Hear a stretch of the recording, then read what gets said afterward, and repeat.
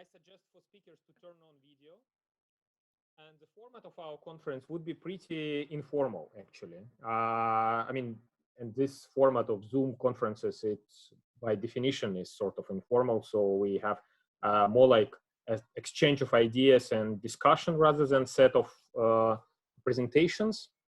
We do not use PowerPoints, and the whole idea is basically to continue the conversation about pandemic and how it influenced the development of competition law, and how competition law can prevent, actually contribute at least to a certain extent to prevention of further events like this, crises like this type of pandemic events of global scale.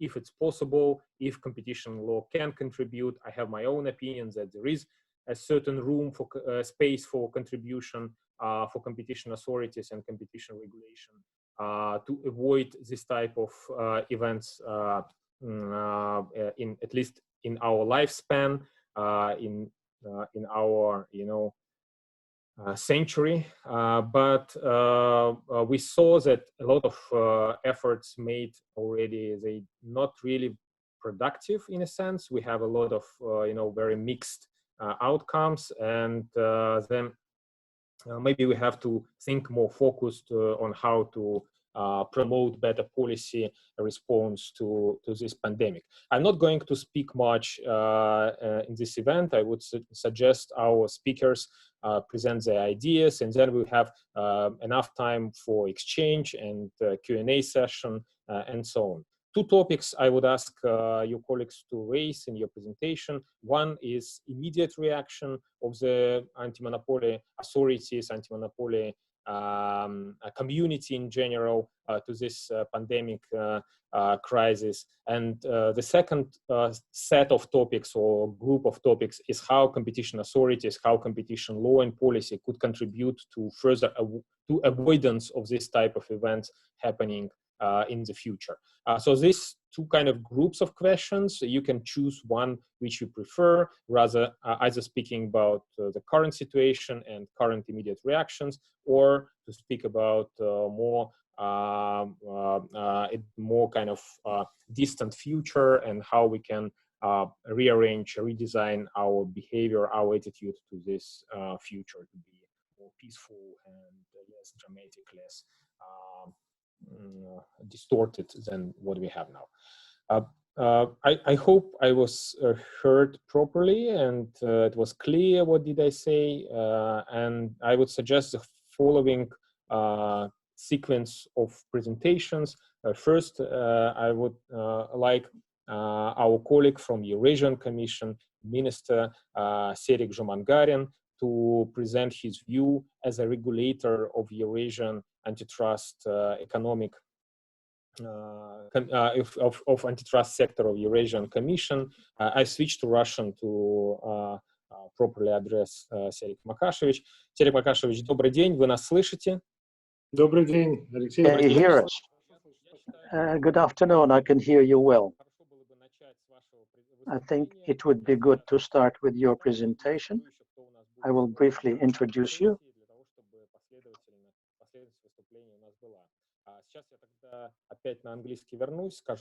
I will go back to English now, and we'll go back to you.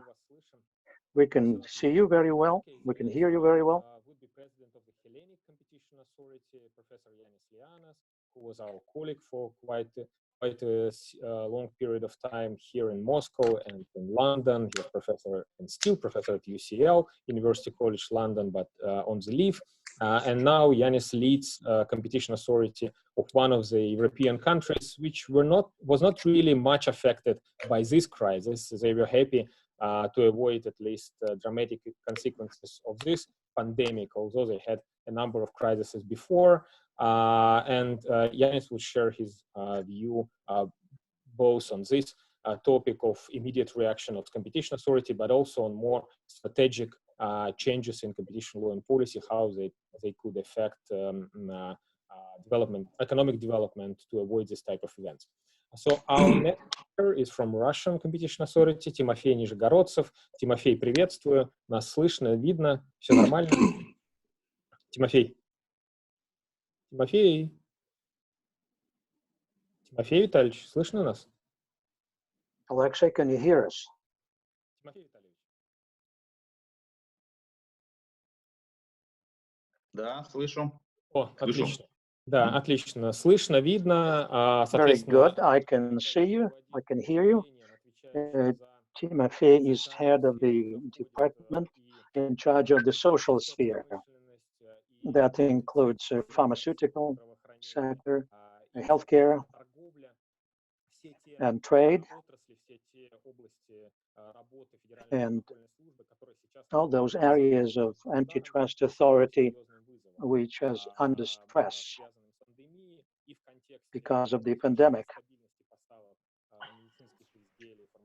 and insufficient stability of supplies of medical equipment and materials as a context, and perhaps rethinking of antitrust policy to prevent such developments.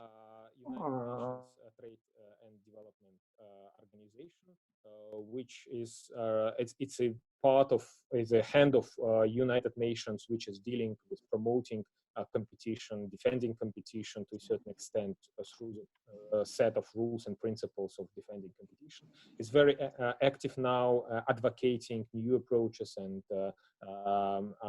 reactions to the current pandemic, and Pierre is leading legal team of the UNCTAD division responsible for competition and consumer protection. Our next speaker, Pierre, do you hear us? Everything is good?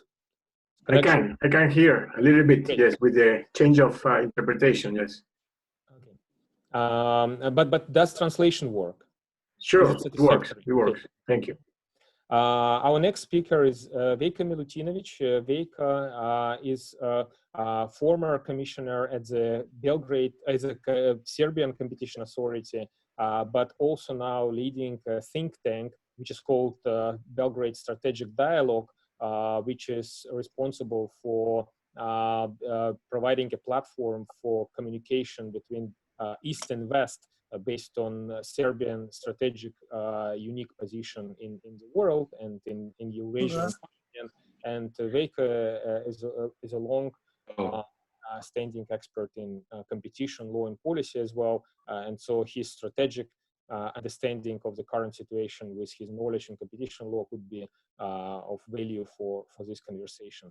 Hello, Veika, are you with us? Yes? Yes, just unmuting my microphone, then muting it again. Very good. And last but not least, among speakers today is Professor Björn Lundqvist from Stockholm University, and also our colleague with HSE, High School of Economics. Björn, are you with us? Björn?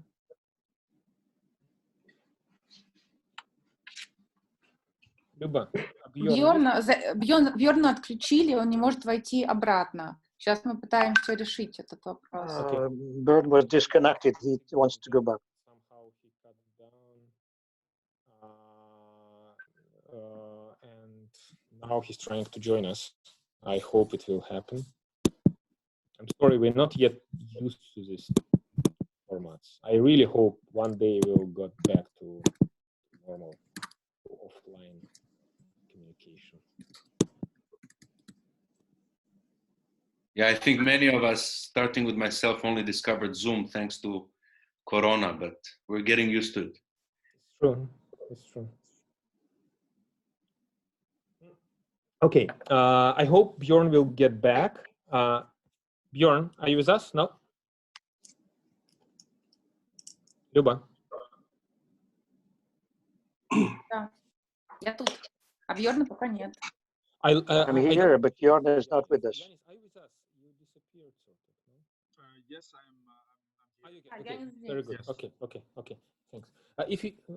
So okay, let's start with presentation of Serik Makash Jumangarin, Minister at the Eurasian Commission, responsible for competition, development and protection.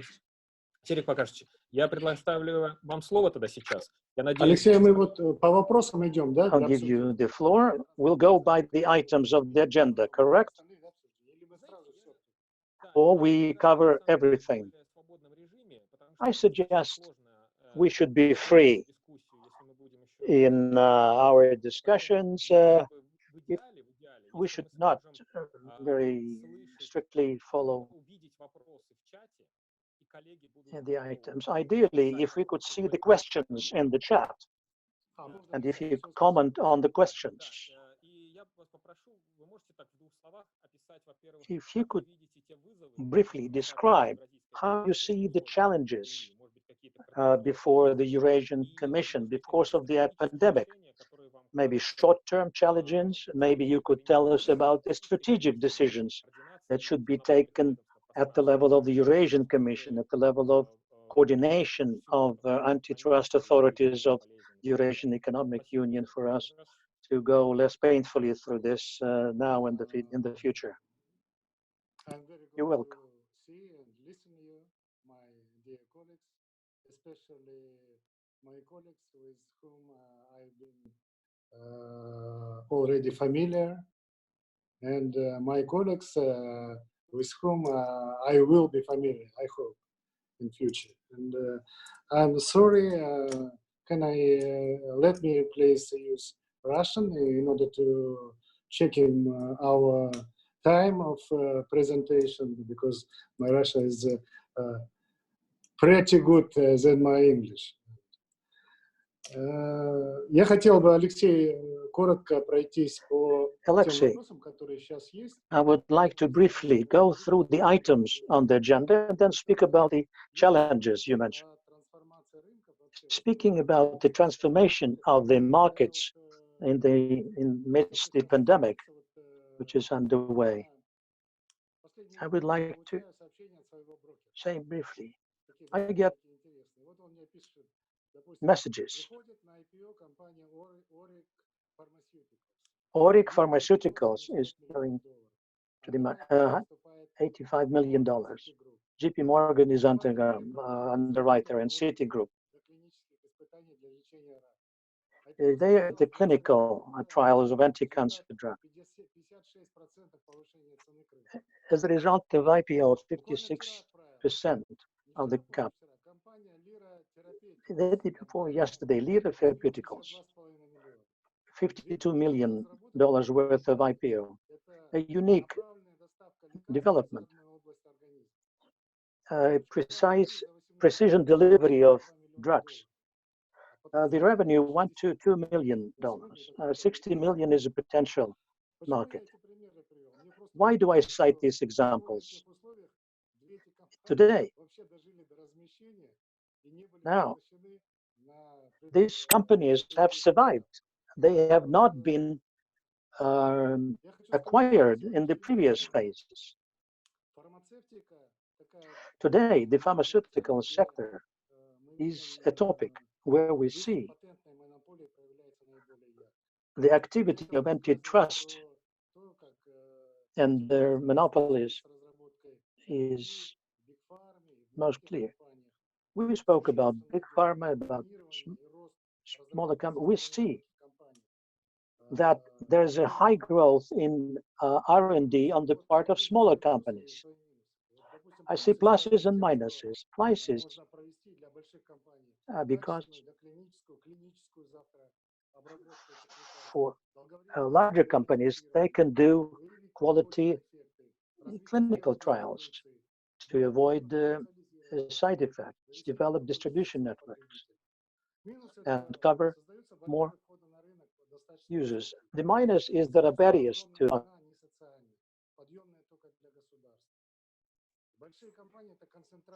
big companies.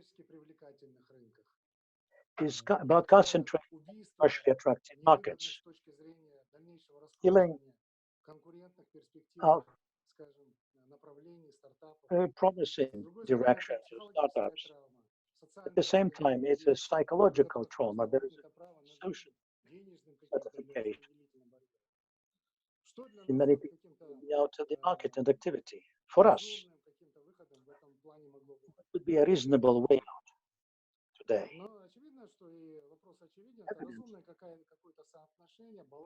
There should be a reasonable balance between IP law and antitrust law. Intangible property should be protected. It can be easily stolen. There's a lot of costs behind. Tangible fixed costs, primarily those who will steal it and use it will not have any marginal costs. And it is quite reasonable to use the friend concept everybody is talking about.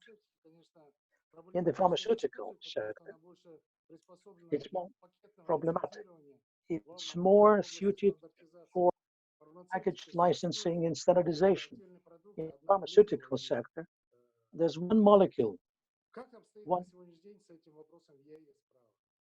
With regard to the Eurasian Economic Union law.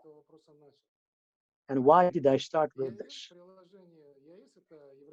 Eurasian Economic Union. There is an exhibit 26 to the main treaty. And there's one item.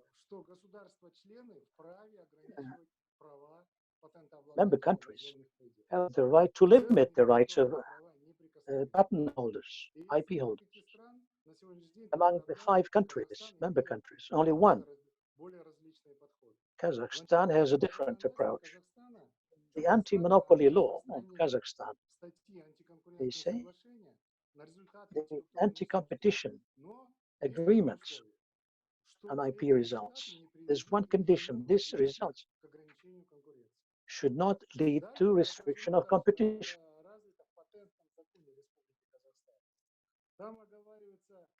With regard to patent, there are terms and conditions for compulsory, non-inclusive licensing. If a patent holder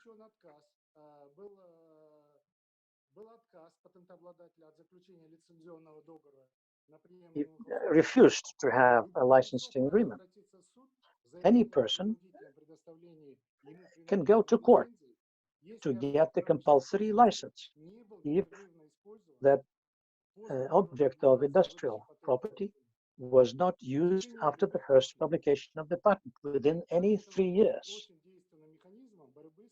This can be a good mechanism against acquisition of stock.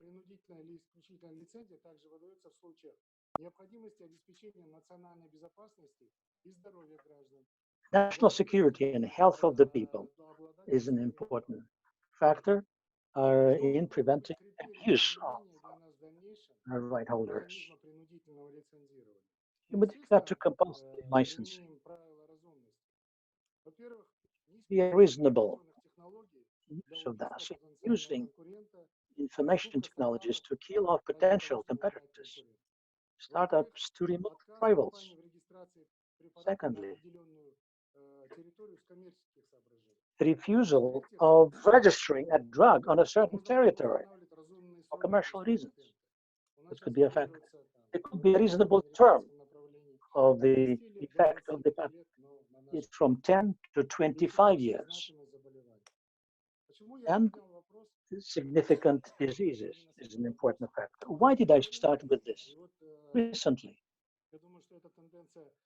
And I think this tendency will go on and go up in a pandemic. So it means that we somehow intensify the public pressure. And in that sense, I apologize for coughing, so I'm not tracting a COVID, so I'm just on a Lent. That's why my throat is dry and I cannot drink. This is a Muslim Lent. Recently, we see a rise in the number of cases where the foreign assignees divided our markets following the picture, and they've appointed certain or set certain terms how our distributor can trade in these markets, and the conditions and terms actually would be very much different. At the moment, we have started the very first case when the company sued us, and we won the first hearing in the Eurasian court. This is the so-called VEA-EU work. At the moment, we undergo an appeals procedure. I hope that after the May holidays, the appeal would be considered. We have about 8 cases. All of them concern the medical equipment, medical drugs, medications, and means that our country has been divided between the assignees, and I do think that this tendency will become more pronounced amid the pandemic and after the pandemic is over. Why I started speaking about that? Because at the moment, again, out of the messages which I received from the brokers, I see that JP Morgan says that Amazon becomes a new operational paradigm. So physical retailers will not open up after the pandemic is over. So if we look at the time before the pandemic and after the pandemic, so these shops and retailers will become extinct. How does Microsoft feel? So Microsoft feels very well working remotely, and they have their Office 365 and other software and applications. All the digital giants, they feel at ease everywhere. So let's look at how the shares of these companies behave. But the most material factor is the pressure which is exercised by the advertisement and commercials budgets, which shrink. As a result, these companies will have to offset that, to compensate for that, and so therefore their business models may change. Today we had a conference. The speakers said that certain business products would be banned for certain markets. And as a result, we see that some distributors are just forced out of the business. Creating these products, even in the light of some network effect and chain effect, would be quite difficult. I think that some unfair game would start. Uncompetitive game will start. And what tools we have in order to prevent that? How we may counter these things? That's a very difficult question. And actually, at the Eurasian, in the Eurasian environment, this question is not solved. The main approaches are used actually in turning digital. We're all looking forward to the 5th antitrust package so that we could enforce that, so that it could become a kind of a benchmark for all of us. I do think that most of the things which we have mentioned before, which seem to us quite material, but which could wait at the moment, so they have become very acute, very relevant. We no longer see the theory of rational behavior being intact. When we thought that people, actual consumers, would like to pay as much as possible, paying as less as possible. And we saw that actually before the pandemic, we had some behavioral economy when some cognitive emotional factors would play some role. But after the pandemic, I think that we'll have a situation when the people's behavior is being shaped regardless of the factors which I have listed above, whether it is reasonable or not, whether it proceeds from digital factors or it proceeds from some literate, so to say, behavior model. I'm not sure. There are 2 big rules which guide our digital environment. First of all, this is the photons law, which says that the data transfer via fiber optics can be doubled every 10 months. And the second rule tells us that actually there is some dependence between the throughput capacity and the number of consumers. And these are the factors, actually, which prevent the distributors from expanding their business. What we're concerned about? We're concerned about how we are going to monitor the uncompetitive, unfair behavior, how we're going to investigate into that. I think that we have to change the traditional paradigm totally. First and foremost, this is the joint work of the antitrust agencies which will come before. So we cannot solve this problem one-on-one. We have to act concertedly. That's why some work being done by the United Nations, by the OECD, by BRICS, I think that it will come before. Only working together, we can solve this problem. Last months, Geneva, actually, we considered the Russian initiative how to fight against cartels. And I think that this is a very good foresight, a very good forward vision. And we have to exchange experience in that area. Other things are quite mundane. We have to change the domination criteria. We have to actually resort to the quality criteria. We have to impact the market positively and promote fair competition. And we have to monitor the, certainly, in that context, a big role will be played by, we define the products, margins, and boundaries of the market. Probably in future,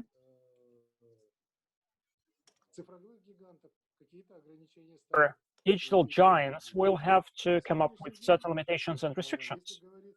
At the moment, if we speak about the unfriendly or aggressive takeovers, when giants take over startups at the initial stage, or they try to break their commercialization, or they even kill the startups. In that case, I think we have to change the approaches. We have to somehow reduce the thresholds, the lower thresholds, because sometimes we don't even see some takeovers taking place. Secondly, it's obvious that there should be some structural requirements, but we have to increase the number of the requirements. And actually, this could be one of the requirements, that the startups are not taken over for the sake of just killing them. And the giants, the companies, actually have to report on the results of the merger and acquisition war, merger and takeover.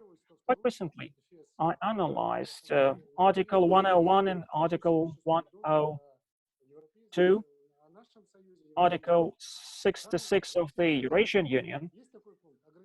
All the articles actually contain a phrase of the limitation or curbing of the movement. This is something we can bear in mind. So technologically biased or unjustified behavior is something to be punished, because the rules and requirements which are intact, they are not sufficient. Once we start a real war on unfair competition, the dynamics, as I've said, shows that we see an increase in the dirigism policy. And I think that actually this policy will be there after the pandemic is over. But what is going on in the digital area, I think it always will be there once the digital platforms increase in number. So this, with this, I'm concluding my presentation. This is what I wanted to share with the colleagues. Thank you so much. You have raised a number of very important questions, Mr. Shumandarin, and we actually forgot about the intellectual property, just forgot about that. So actually, it's no longer been regulated by the antitrust legislation, and I know that in Kazakhstan there are some pieces of law which state that actually IP is no longer a holy cow, is no longer something which can be immune from mergers and takeovers, mergers and acquisitions. And we do very much hope that the Eurasian Economic Commission would take an active stance and would act proactively, so to say. At the moment, we do hope that if the federal cannot do that, then EAEC will protect the intellectual property. Moreover, we have Eurasian patent, Eurasian medication. So actually the market becomes unified. Well, after the holidays, we'll have the very first council meeting and we'll start developing certain approaches, certain guidelines on licensing the intellectual property. And I hope that the expert community will contribute to that. So this is what we will do. And mind that we are limited in time, and we'll give the floor to all the speakers first, and then we will proceed with the Q&A. However, I see that there are lots of questions on the chat. Just joined us. Thanks, Bjorn, and happy to see you. So Bjorn is professor at Stockholm University and also our colleague at High School Economics. Bjorn is expert on competition law and with regard to pharmaceutical market in particular, wrote a book on regulation of pharmaceutical markets in Europe, and we'll speak about R&D activities of big pharma companies and how that could be changed in the context to avoid pandemic. So our next speaker is Yanis Lianas, president of the Hellenic Competition Authority and professor at the UCL. Yanis, are you with us? Yanis? Yes, hello. Thank yes, you very much. Turn on video if you can, if it's okay for you. I think I have very bad connection of internet, okay, so then turn it off. To avoid the using all the bandwidth. So I thank you very much for inviting me to discuss COVID-19 and competition law. I will not be able to stay for the whole debate because I have another appointment in a few minutes. But I would like to present a little bit some ideas about the way competition law enforcers might see this issue. Now, the first thing, obviously, that we had to deal with the practicalities of organizing an agency work in the context of a pandemic. That hasn't been really an easy task. We had to move really very rapidly to teleworking.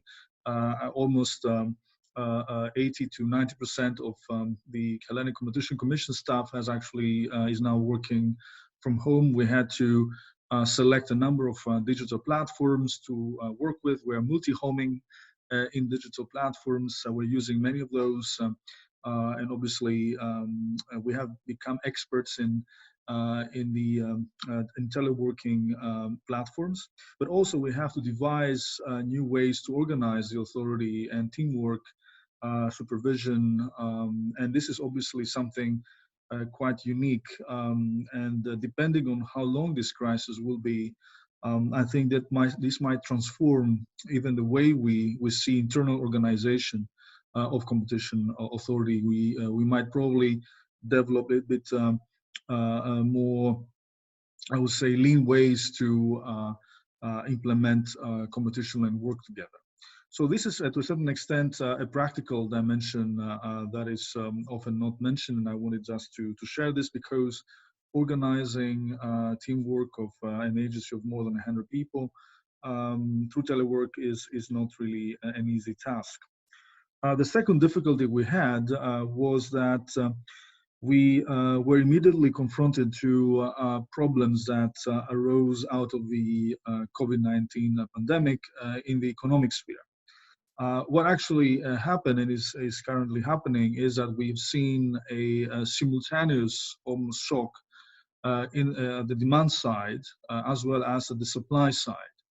At the demand side, because the first days even where the first cases were reported in Greece about the COVID-19 back at the end of February, we actually have seen a number of people going to the supermarkets and obviously buying a lot of antiseptic products and other healthcare material that they need. And the result of that was that kind of huge peak of the demand. And then, you know, we had problems with regard to output. I mean, there wasn't enough output to satisfy our consumers, and obviously quite important price rises. And immediately when this happened, the media and obviously the population started basically asking, you know, why should we pay more? And something we're paying last month this amount, now it's almost like twice or three times more. Because obviously, as we know, the market in these types of shocks, I mean, takes some time to somehow for the market mechanism to work. And during this time, obviously, you have these important concerns that people actually are expressing. So we had a demand for action, and obviously the population doesn't necessarily always understand the intricacies of what is exactly a competition law enforcement, what is really price gouging legislation. So there's a demand for action from the public authorities, and obviously as public authority.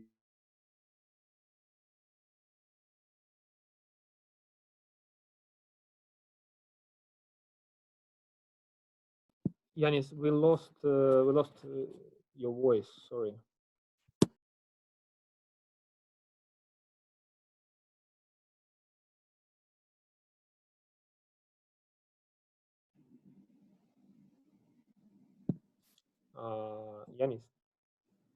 Yanis, can you hear us? We don't hear you. We do not hear you.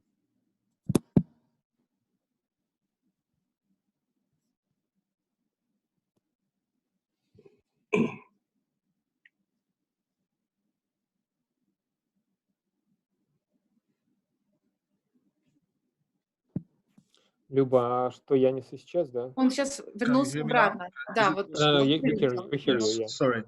I have a bad connection. So the second issue is, apart from the demand shock that we've seen that led to price rises and problems of output, I've seen a supply shock as well, because obviously our world is organized through global value chains, and once there have been restrictions for traveling, not only for people, but more generally also measures affecting transport, we have seen disruptions happening in the context of the value chain.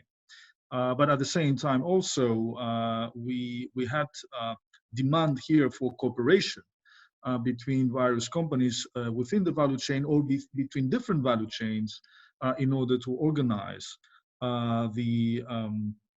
the way actually the goods might go to the final consumers.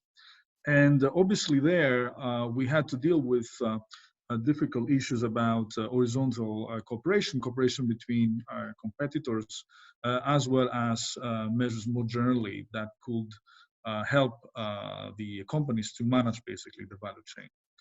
So from our perspective, in terms of enforcement activity, I would say that the first thing we did was to emphasize the possibility that antitrust provides to suppliers to impose maximum prices for their retailers. So these or recommended prices. So from our perspective, we wanted to emphasize the responsibility that suppliers had to impose basically maximum prices to their retailers, so that we don't really see these important price hikes. And to a certain extent, we relied upon them to manage basically the price hikes.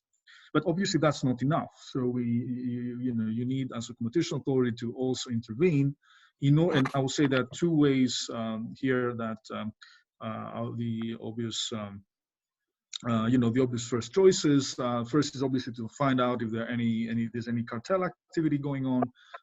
In periods of crisis, we see a quite important rise in cartel activity. So one of the things is to engage in the assessment of that cartel activity, but that becomes very difficult when it's quite difficult to organize practically down raids, because many of the companies are closed. I mean, your staff, many of your staff basically you cannot necessarily go to do the down raids.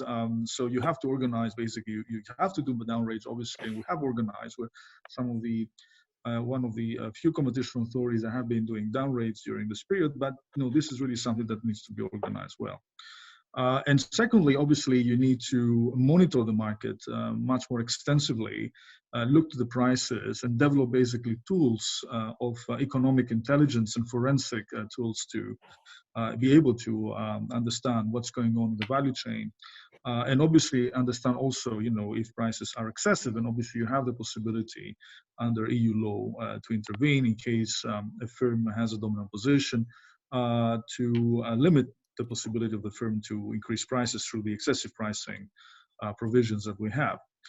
So from that perspective, it was our choice to start a quite important investigation, the healthcare materials sector. We actually have used electronic surveys, and we collected information from more than 3,000 firms across the value chain in Greece, selling this product, producing this product, but also wholesalers and pharmacies that will enable us, obviously, to assess more in depth somehow the evolution, the trends that we see in terms of the costs and prices, and obviously this will provide us some good information about this. The second, obviously, area that we have focused is the food sector, various products in the food sector. And we have actually also collaborated quite closely with the consumer agency here in Greece that is implementing the price gouging legislation or regulation. So for this, in terms of, let's say, the private restrictions to competition, and I think competition authority obviously can play quite a significant role there in order to protect consumers. But this is not, sufficient to a certain extent, because we see that we have often demands from the state, possibly, but also from companies to somehow interpret more creatively competition law in order to allow for the state some possible restrictions in the marketplace, and that are necessary for broader public policy reasons, and secondly by the companies in order to cooperate also for public policy reasons. And so the first, the second issue about the companies, obviously there is a demand for clarity from companies that need sometimes to cooperate with their rivals, in particular in order to distribute the scarce products.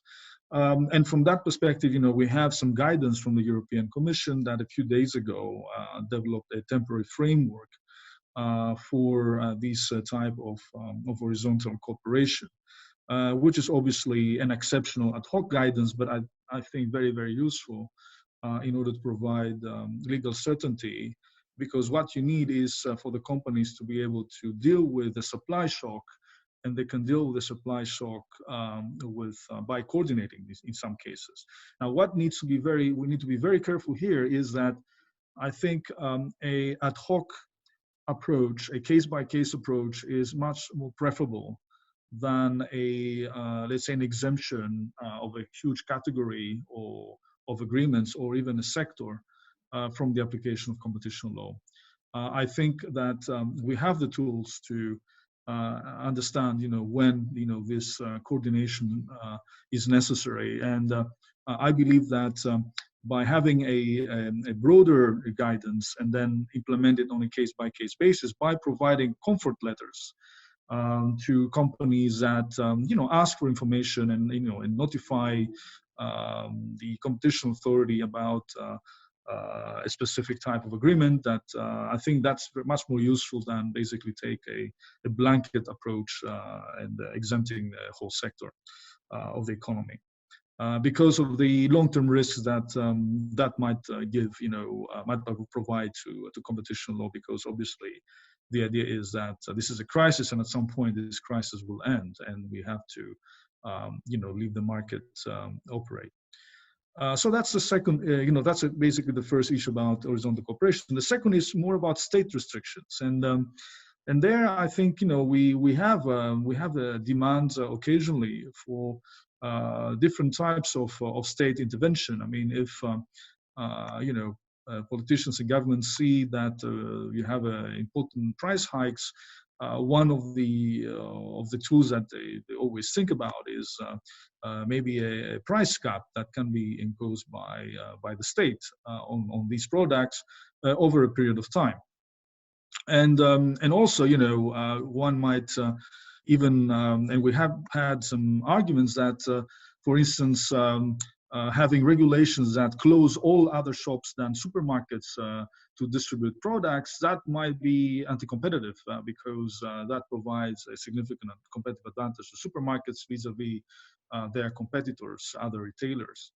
Now, and of course, when you have to deal with these arguments, you need to take into account the importance of public policy considerations, and in particular public health.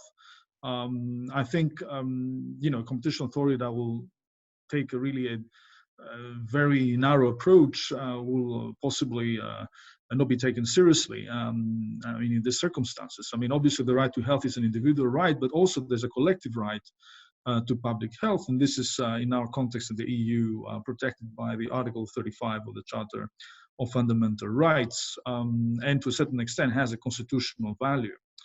And I believe that competition authorities should take into account the Charter in enforcing competition law, in particular the rights that are recognized by the Charter.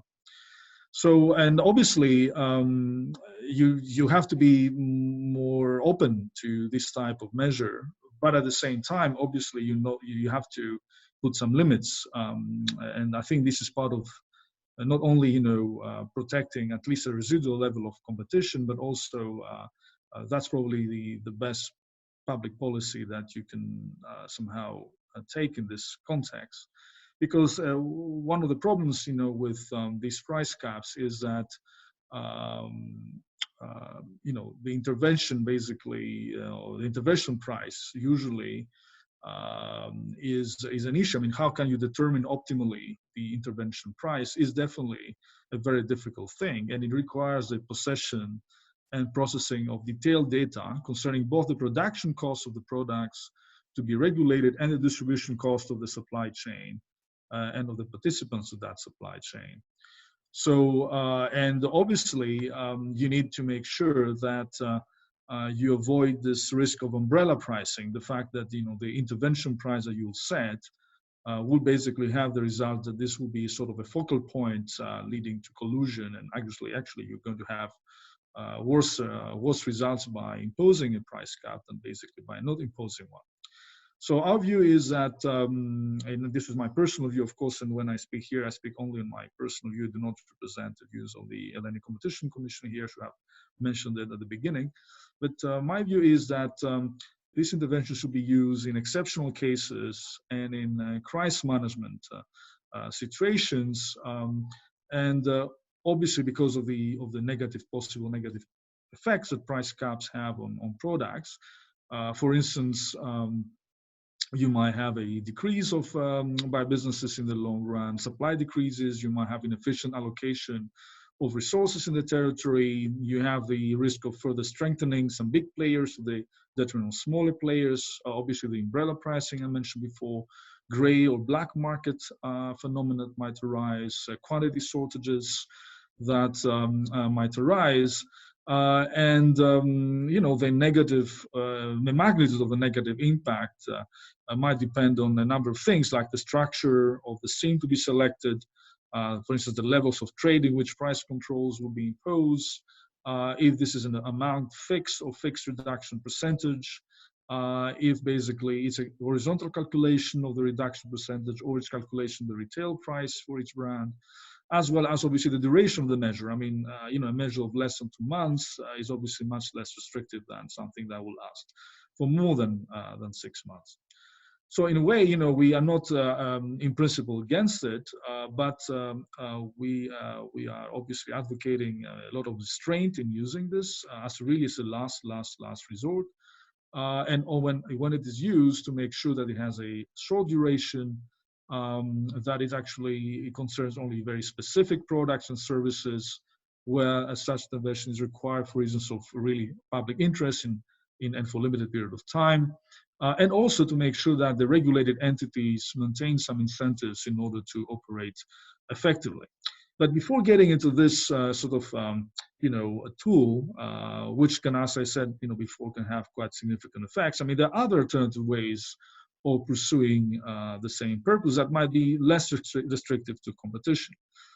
For instance, I believe that determining, for instance, the profit margin or a profit expressed in absolute units of specific products or services to levels prior, let's say, to the creation of this specific financial situation or the COVID crisis, might probably be a good way to, control excessive price hikes, without necessarily setting a price. Or, you might limit the quantity that people can buy a specific good per person. So you can actually set a quantity purchased per person per transaction. So they can only buy, let's say, 2 or 3 boxes of specific healthcare material, rather than buy, as many as they want. There's a possibility for the state to purchase such products and to directly distribute them as a measure of social policy, social solidarity. And in our case, in Europe, actually, this type of approach will not fall under competition law rules, because in this context, if the state distributes that for social solidarity purposes, that will not be considered as an undertaking, therefore an economic activity, and therefore competition law will not apply in this context. Or, you have the possibility for the state to produce such products and to place them on the market as a means of enhancing competition. Then you have possibilities such as naming and shaming, for instance. For example, the relevant department of the ministry might periodically publish a high or overpricing bulletin regarding products or companies pricing too high on the basis of objective comparative data. Obviously, that doesn't mean, nor could it mean, that these companies have fallen into any breach of competition rules. It's just, it should be presented as a neutral presentation of objective data and should not predispose or preclude the existence of an infringement.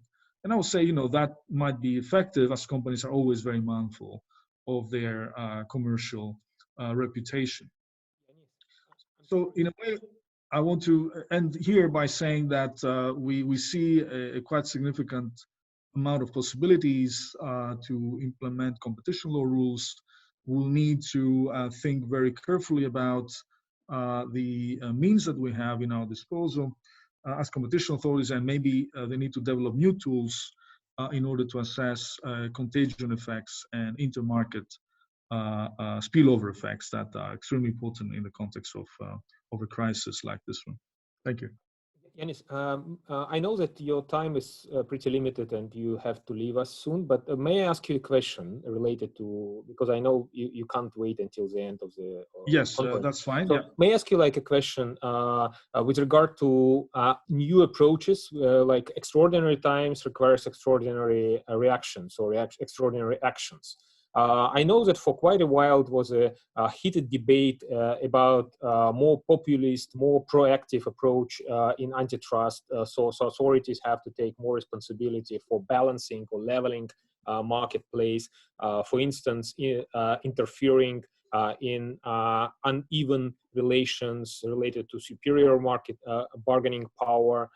When chains, major buyers, they execute this type of market power, and it was a question how authorities should react. What we see now is that a lot of shops, a lot of businesses were shut down on belts of healthcare risks, and basically it created an environment where others got much more power automatically, basically without any efforts on their sides. On their side, for instance, we see that food delivery applications, food delivery platforms, they're becoming bigger and bigger and getting much larger market share comparing to the pre-COVID-19 situation, pre-pandemic situation, but they still charge same fee for to the restaurants, which are now in much better, much worse positions. They're much worse off than they were before the pandemic. So the question is how authorities can interfere. Should they interfere? Should they think more proactively in a sense, okay, extraordinary situation, we have to interfere more aggressively. Whether you think it's time for authorities to endorse, more like populist and antitrust approach and think about excessive pricing in less technical way, in more maybe populist way, think about growing market power of the platforms who became essential facility just by accident to a certain extent.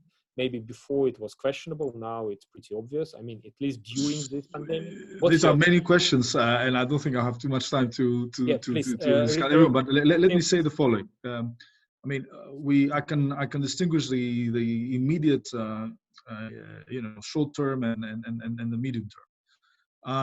In the immediate short term, when in Greece, as you mentioned before, is in a much better shape than many other countries in the sense that until so far, the pandemic crisis has hit us, but not as hard. And we are in the process now of normalization starting next week.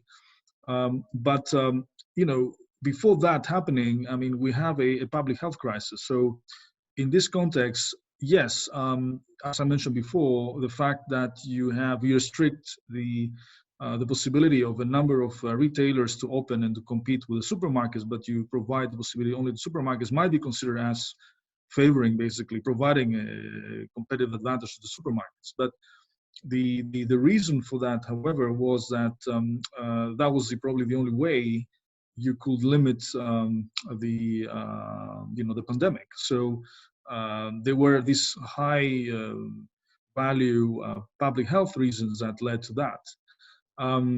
Now, of course, what we need to be careful is to make sure that this short-term, immediate basic response doesn't really affect the medium term and the long term in terms of the market structure. And this is really a very difficult issue because which I would say will require from the competition authorities to be a little bit more, let's say, more aggressive in the phase after the crisis, so as to enable basically the market to work back again into maybe a less tight oligopoly by enabling basically the old players that have been excluded by state measures to come back to a certain extent.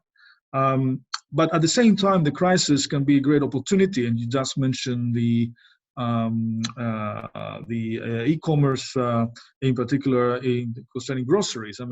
We've seen in Greece a quite important, significant rise in really almost phenomenal in electronic, basically, grocery stores.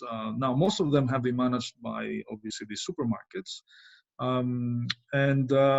But if people actually change and are able now and take this habit to buy their groceries from online, that might provide an opportunity for small players to enter this market in the future.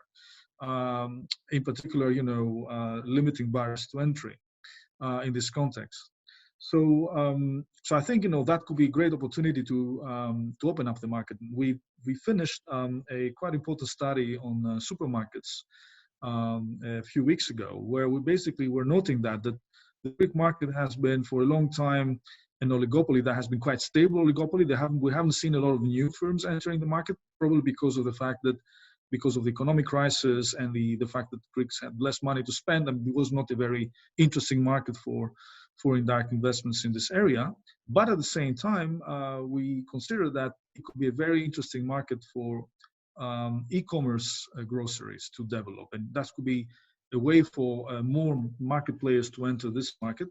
Now, the problem before was that the consumers were not really buying their groceries online, but now they do. And therefore, now you have really a quite important number of consumers that you could possibly justify a platform that is only digital, not just really supermarkets that are also and brick and mortar and digital, and that could compete the supermarkets. And I think that is a good thing. To end my discussion, the discussion is that I believe that, and I think I've written about that in one of my latest articles, which has been published at the Antitrust Bulletin, is called Competition Law as a Form of Regulation, of Social Regulation.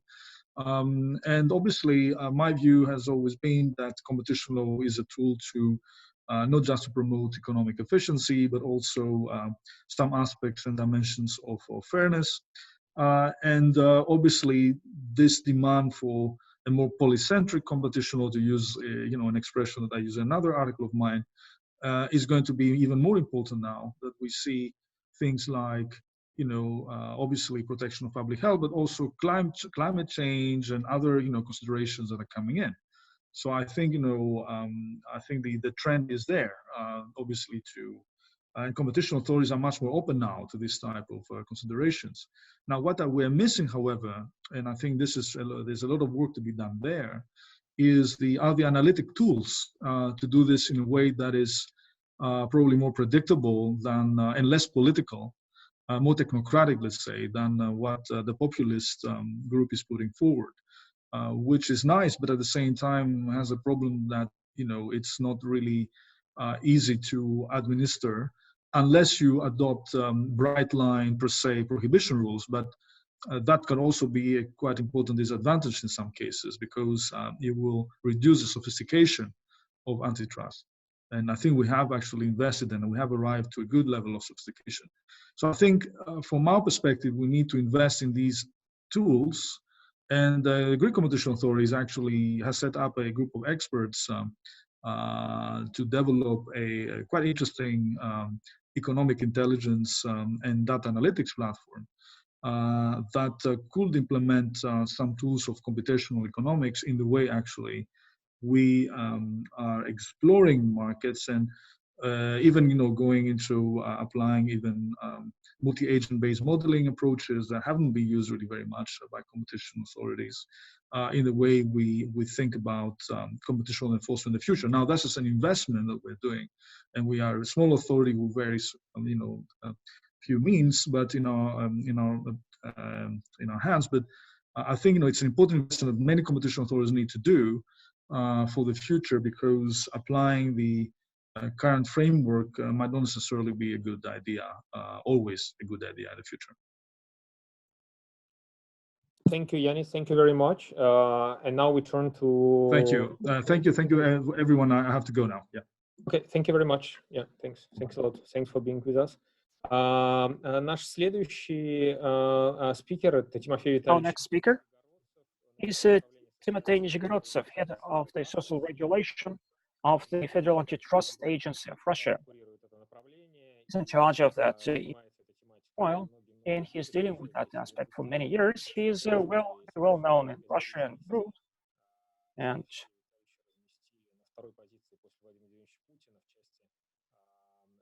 actually he is one of the most pronounced experts on the pharmaceutical market. Picking up the topic which was triggered by Yanis Lianas speaking about the problems which the markets are now facing, the drop in the demand on the one hand, and certain shock of the supply, so that the value chains are now disrupted. They cannot satisfy the demand, and we can also see a dramatic change in the structures of many markets. And sadly, this impacts many spheres, especially the social one. So over to you, Vitaly, so that you can use your 10 minutes to scratch the surface of that. Thank you so much, dear colleagues. Said that the markets behave their own way, but I'm very much satisfied with the markets and how they behave, because I think that the markets behave the way they have to. So we all know that the price is made up of the balance between the demand and supply. If actually demand is high and the supply is limited, then the prices would go up. And that's why the markets react quite rationally. And they're very right. What is still wrong? And what do we do about it? And how we actually take that into consideration? What actually is going on inappropriately is the shrinkage of the geographical boundaries of the markets, not because of the nature of the there are some administrative decisions taken by the states which are closing their borders for the flow of products and commodities. And as far as we're living in a globalized economy, some countries suffer from shortages, and this is a problem. Has to be solved by the antitrust agencies, but how we address that using the antitrust leverages and tools, this is another question. Once we see that certain administrative measures are being taken in order to make the markets more regional rather than global, it increases shortage in some countries.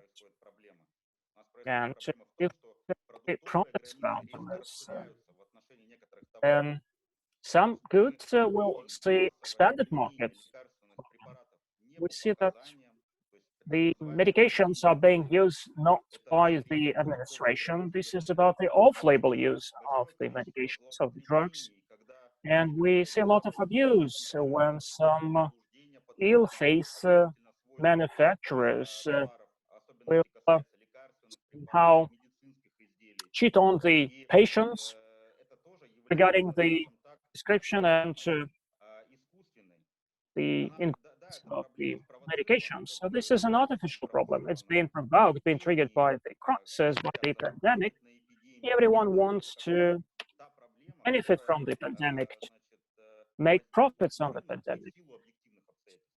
This is when the stakeholders are impacting the market just to make profit, and therefore it contradicts the antitrust legislation. We have to do something about that. The third problem is related to the fact that amid a period of stability, the public authorities forget about what the antitrust agencies are designed for, and governments try to address the problem of imbalance between demand and supply by means of antitrust tools and antitrust vehicles. This is true of Russia as well, so the government instructed the Federal Antitrust Authority to oversee the process for certain products, although the hike in those prices was provoked not by some actions by the stakeholders. The hike in the prices was provoked by the pandemic, and simply we can change the global nature of these factors, but we cannot change that quickly. For instance, there's a demand for and a shortage of certain products, something which we cannot meet in the short period of time. Then, once the antitrust agencies are asked to prosecute and harass certain stakeholders, certain marketplace, it may result in the bigger shortage of certain products.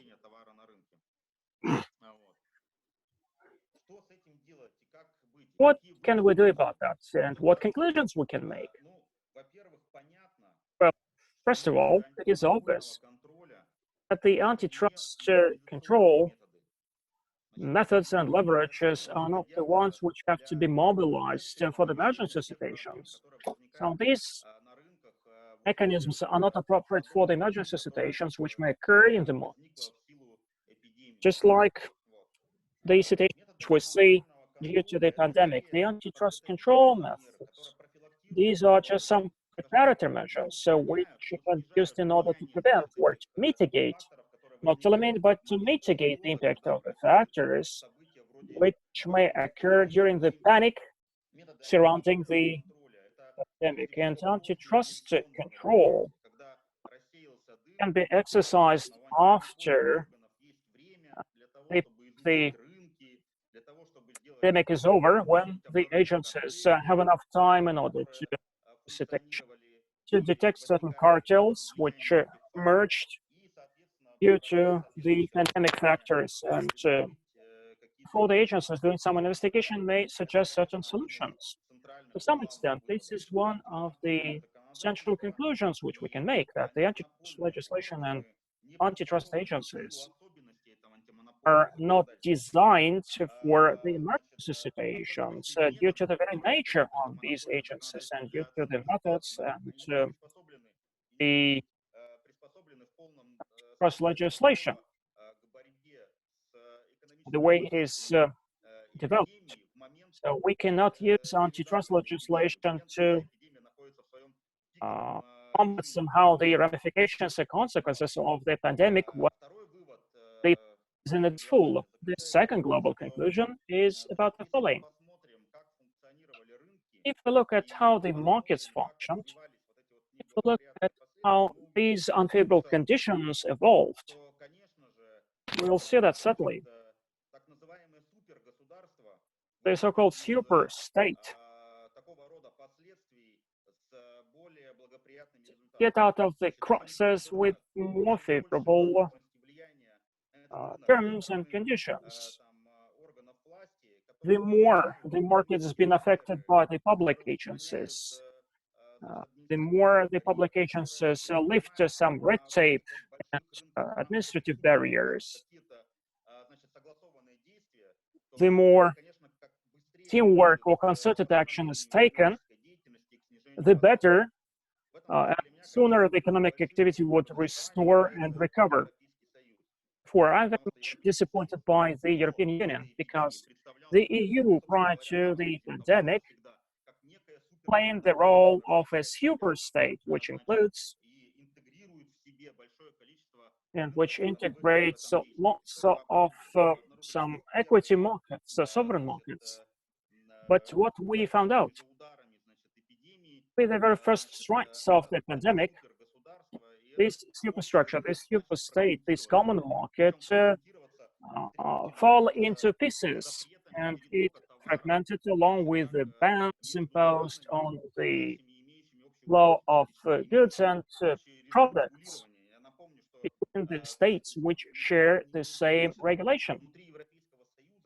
Let me remind that within the European Union, not only the countries may register and impact the registration of the drugs and medications, but there is a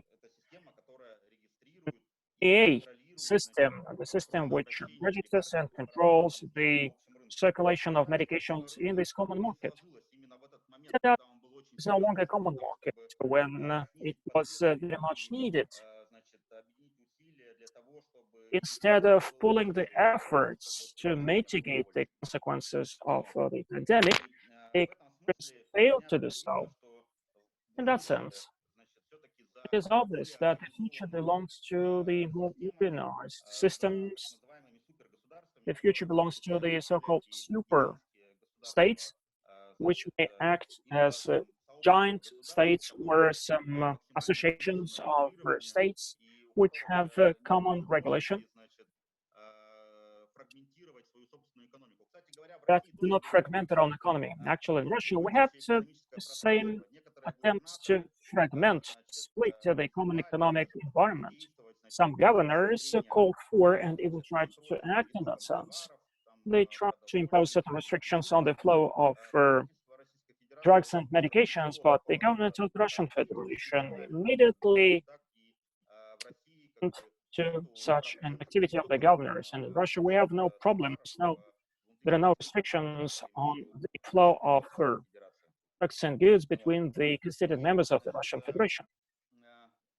Saying that, let me tell you what to do.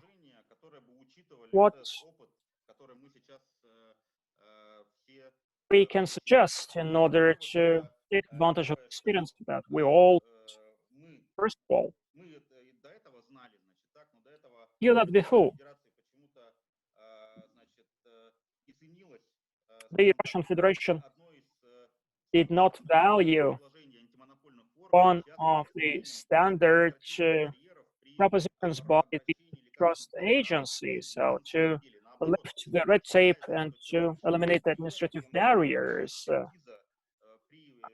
Contrary, actually, it was believed that the red tape and the administrative limitations would protect the poor quality products, especially medications, from entering the market. Probably that is, but when we look at the extreme situations, we have to react immediately along with the governments in order to lift the barriers and to provide access to the market for the drugs and medications which are in short supply because the demand for them is high. We have lots of examples from the Russian Federation which allow us to act quite efficiently. For instance, we took a special regulation for one which somehow provided for the shortcut for certain medications in terms of the access to the market. This related to the medications used in order to somehow contain the pandemic, and therefore the drugs and medications which were tested in Europe and the United States, but which were not tested in Russia, enjoy a shortcut to the Russian market. Certainly. Now, we say that once these drugs and medications are tested in Europe or in the United States, and once they're registered there in those countries, or in other countries which are being trusted by the health ministry, then these drugs and medications can be available in 5 years, and we reduce to zero the customs duties for the drugs and medications which can be used in order to fight the COVID-19.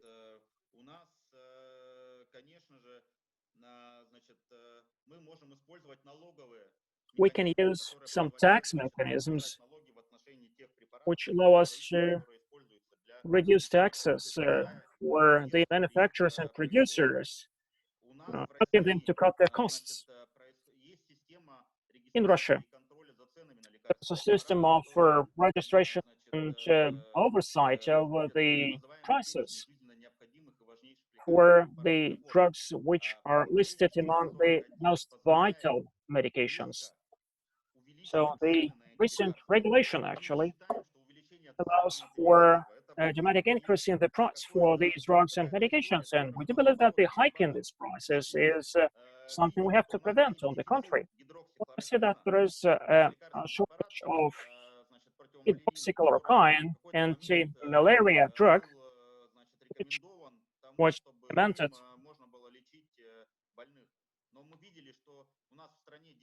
to be administered to the patients. We had a shortage of about 40 million tabs, so we decided to allow to use the process for that product in order to collect this product from all the neighboring markets in order to compensate for the shortage, either of the medical products or medications or drugs. We have to provide for certain market incentives so that the products with less prices in other markets could be shipped to our market with higher prices in order to meet these demands, and so that the price stabilize and go down. The same is true of the medical masks and gloves, rubber gloves, etc. I think that we managed to convince the government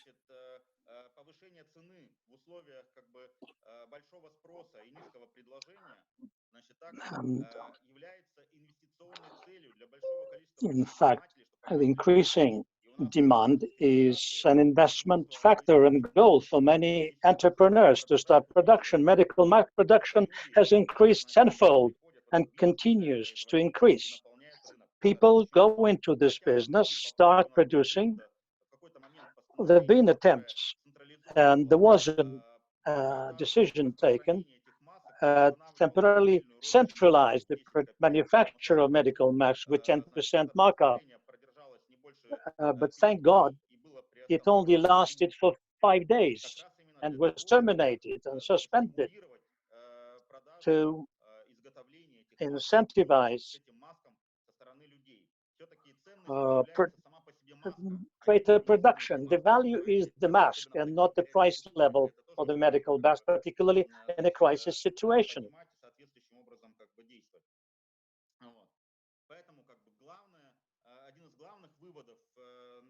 One of the major conclusions and lessons for the future is that we should have a set of measures in place to reduce barriers, administrative barriers concerning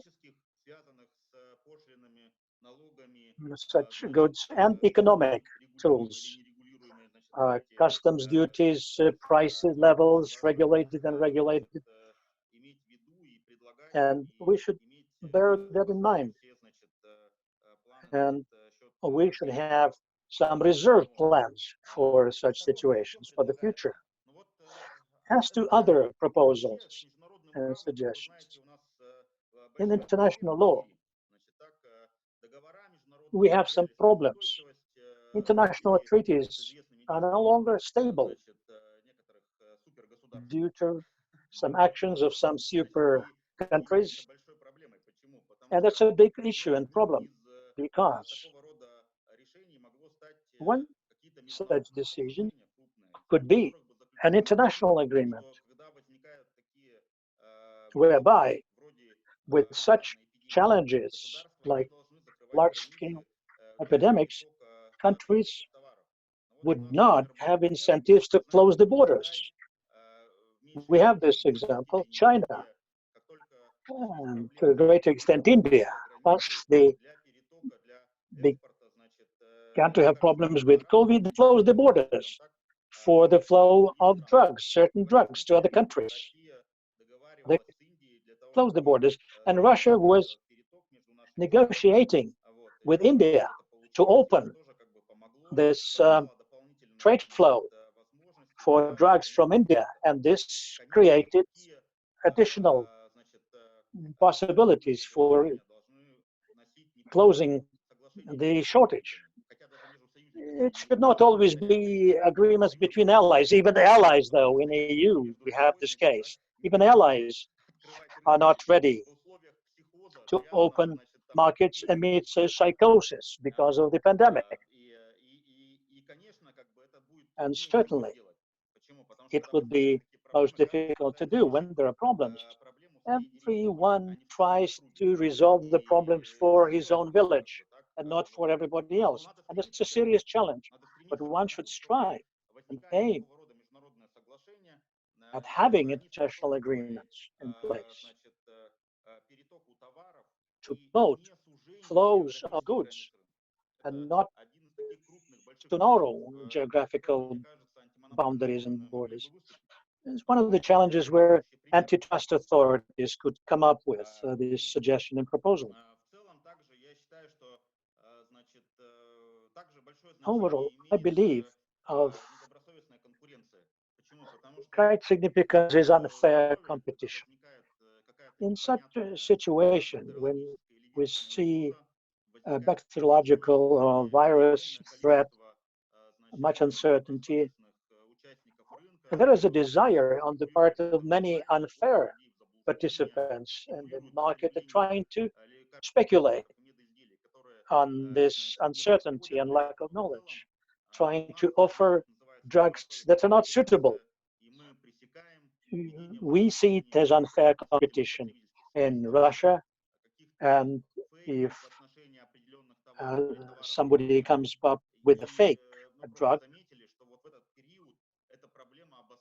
and you see this problem has exacerbated in this crisis. Antitrust agencies should work closely with regulators, regulating the circulation of market of medical supplies and medical products. And regulators should provide information to on a constant basis to antitrust authorities, because the situation harms fair competition very much.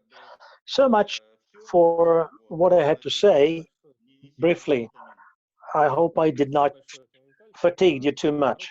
Thank you very much. Brief question, if I may, like a follow-up, and then I move on to other speakers. Alexey, we cannot hear you. Alexey? Alexey?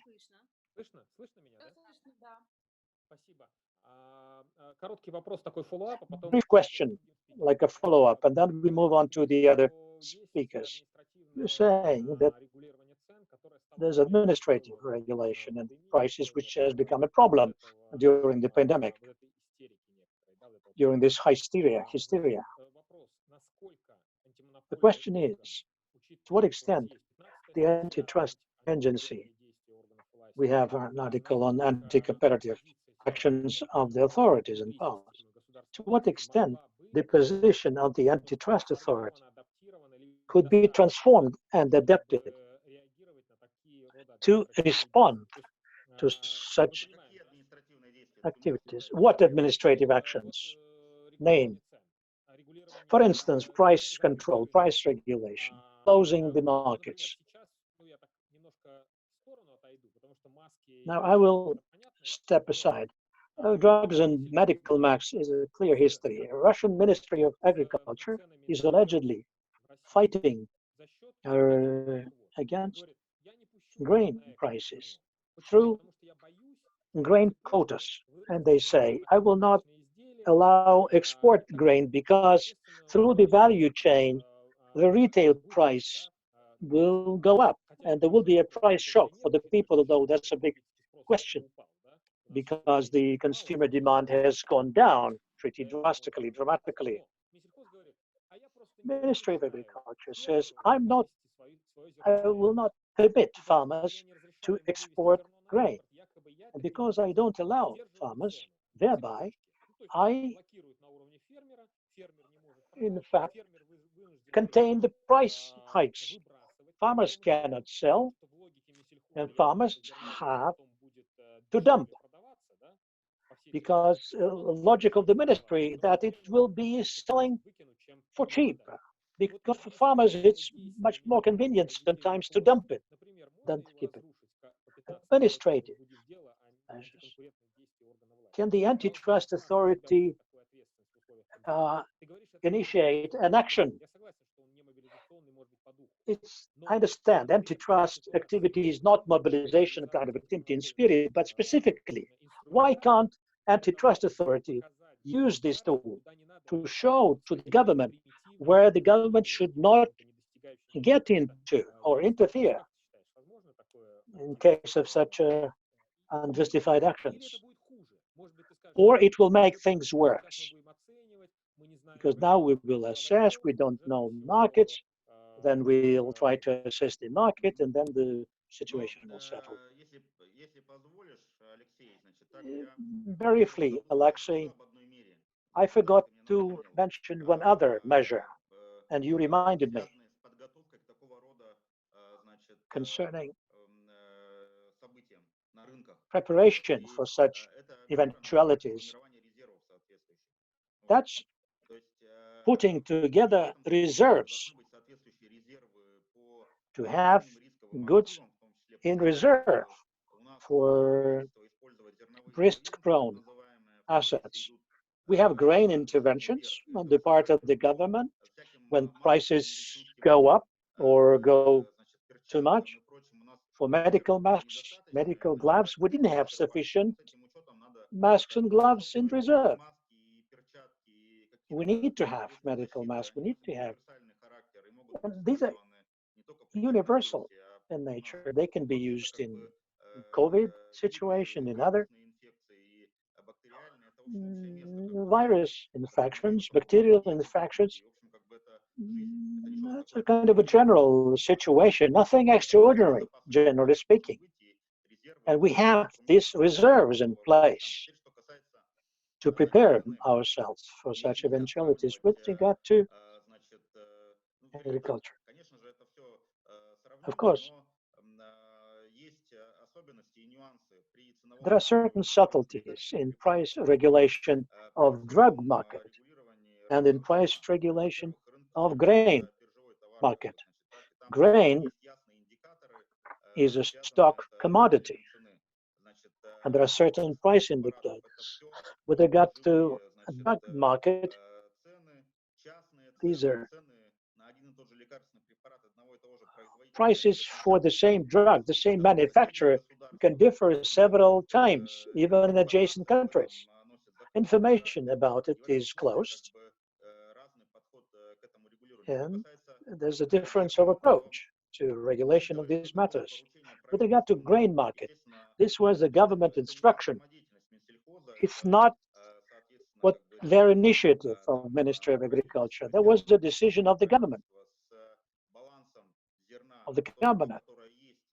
based on the balance of the available grain and the amount which is consumed. And if this balance is in a position where a shortage of grain can be possible, any state, any government, I began by mentioning this flow of goods in a crisis situation. Liberally, the goods should go where there is a demand for this commodity and good, based on a price level. But countries trying to protect their domestic markets and maintain domestic and ensure domestic, protect domestic consumption. So anti-monopoly authority may not necessarily intervene, particularly with the balances we have. With regard to drug price levels, drug prices in Russia are so low, somebody is claiming that some producers stop producing certain drugs. Let me tell you this. Price regulation in Russia is such that our prices are mid-European prices. They're average European prices. They are close to reference countries, European countries. We take the lowest price in a reference country, and which are the poorest European countries. And these are then France, and then we take the average European price. The history of price regulation in Russia is pretty old. When it started 10 years ago, it began with fixing the price level for those goods that were in that market without looking at the circumstances. And some prices were recorded at a very low economic base, and they have not been indexed for 10 years. We went through devaluation 2 times in 2014. The costs went up, and now the government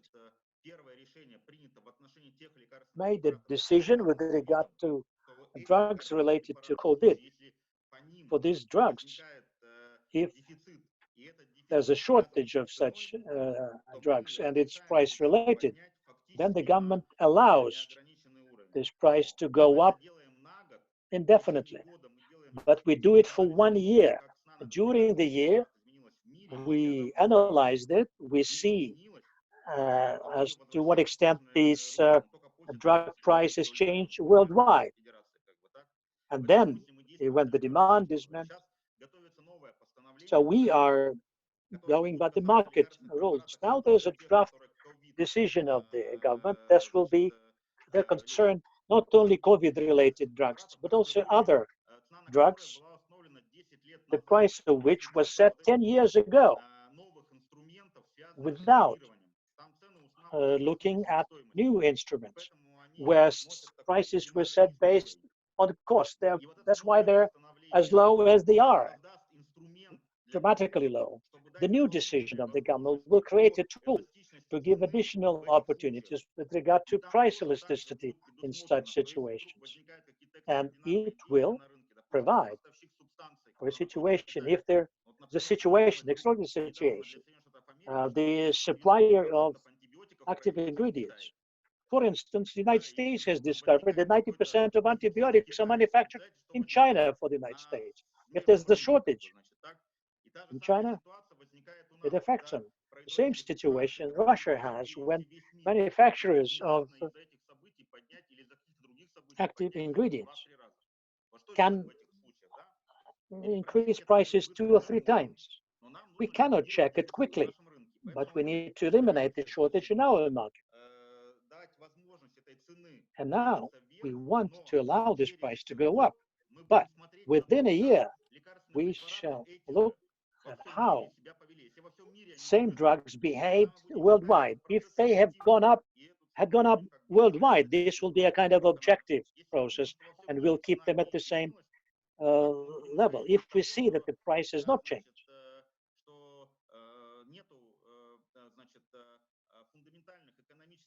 there are no fundamental economic reasons then for this prices to be kept at the same level. Now we shall move on to the next Pierre Anar. Pierre, are you with us? Yes, I am here. So Pierre represents UNCTAD division responsible for competition promotion and consumer protection. And I know that you guys published recently a number of documents and briefs, and both like more extensive updates on how competition authorities react to the COVID-19 crisis. And also I have a question to you related to your recent news just published. I know you will not focus on this in your presentation, but still maybe you think a little bit about this, that number of countries raised the question of extending compulsory licensing provisions to the COVID-19 related medicine at the WTO level. So they want to bring an amendment to the WTO regime so that production of COVID related treatments and vaccine and whatever would be out there would be much easier and produced in the compulsory licensing regime, including advanced nations were advocating for this. And we already hear that Gilead, American pharmacist, they already testing this remdesivir, or what's the name of this product, which is supposedly going to be very helpful in treatment of COVID-19 disease. What's your take on this? Whether UNCTAD, I know UNCTAD was promoting more efficient use of medicine inventions and instruments of compulsory licensing and opening up access to new technologies for quite a while. And how do you see competition authorities can help on this? That's kind of my question. You can cover it later on if you want. Just think it would be great if you can touch upon this as well. So please go ahead. The floor is yours. Thank you, Alexey, and good afternoon, colleagues. Good evening or good morning, wherever you are. I am very happy to be here, and my thanks to your competition center for its leadership in organizing this important webinar, precisely in the midst of the crisis, and also your country is not an exception on that. So I think this will particularly be of benefit for many competition regimes as well as other stakeholders. First and foremost, I would like to say that the opinions and recommendations provided in this webinar are strictly personal and do not reflect necessarily the institutional views of the UNCTAD Secretariat or any of its member states, just for the colleagues and for the audience to know. The second thing is that, of course, some of the opinions and statements that will be gathered in these webinars presentations are based on our UNCTAD note that you mentioned earlier of COVID-19 that was published on the 8th of April 2020, as well as the latest newsletter, which was published this week. So having said that, let me just first refer to what the other speakers have actually talked about, because the discussion was pretty interesting and provoking in many respects. I would like to first, and I please apologize for the perhaps did not understand the whole topic. This was a little bit difficult, but I think that this is very important in terms of what our colleague and great friend, the minister from the Eurasia Economic Commission, said on the transformation of the market and the compulsive license, which is connected to your point. And I think that we are going to discuss this later on our presentation, preferably on the areas of what we have already researched on this topic. There is also a recognized need to work on different fronts under the level of BRICS, UN, OECD, UNCTAD, on international cooperation. I think we picked up this message away from his speech, and I think this is something that we are also advocating in this regard. There's also a specific area that has been put forward here, which is the need to lower the threshold in certain time to take specific takeovers, and structural requirements should be increased, because startups after the economic recovery will have to have a special type of flexibility, otherwise we will abolish any type of recovery to some extent. So he mentions very important provisions in the treaty of the EEC as well.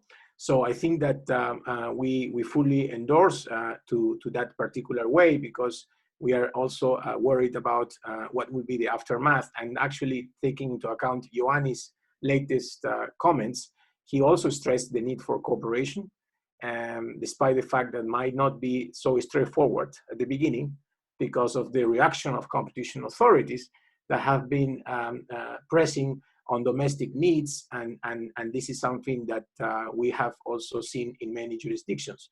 So he also mentioned a very interesting point that I will comment later on the collaboration between competition and consumer protection agencies, and that is the case of Greece when it comes to implement price gouging regulations. So I think that was, and the focus on the food sector as well.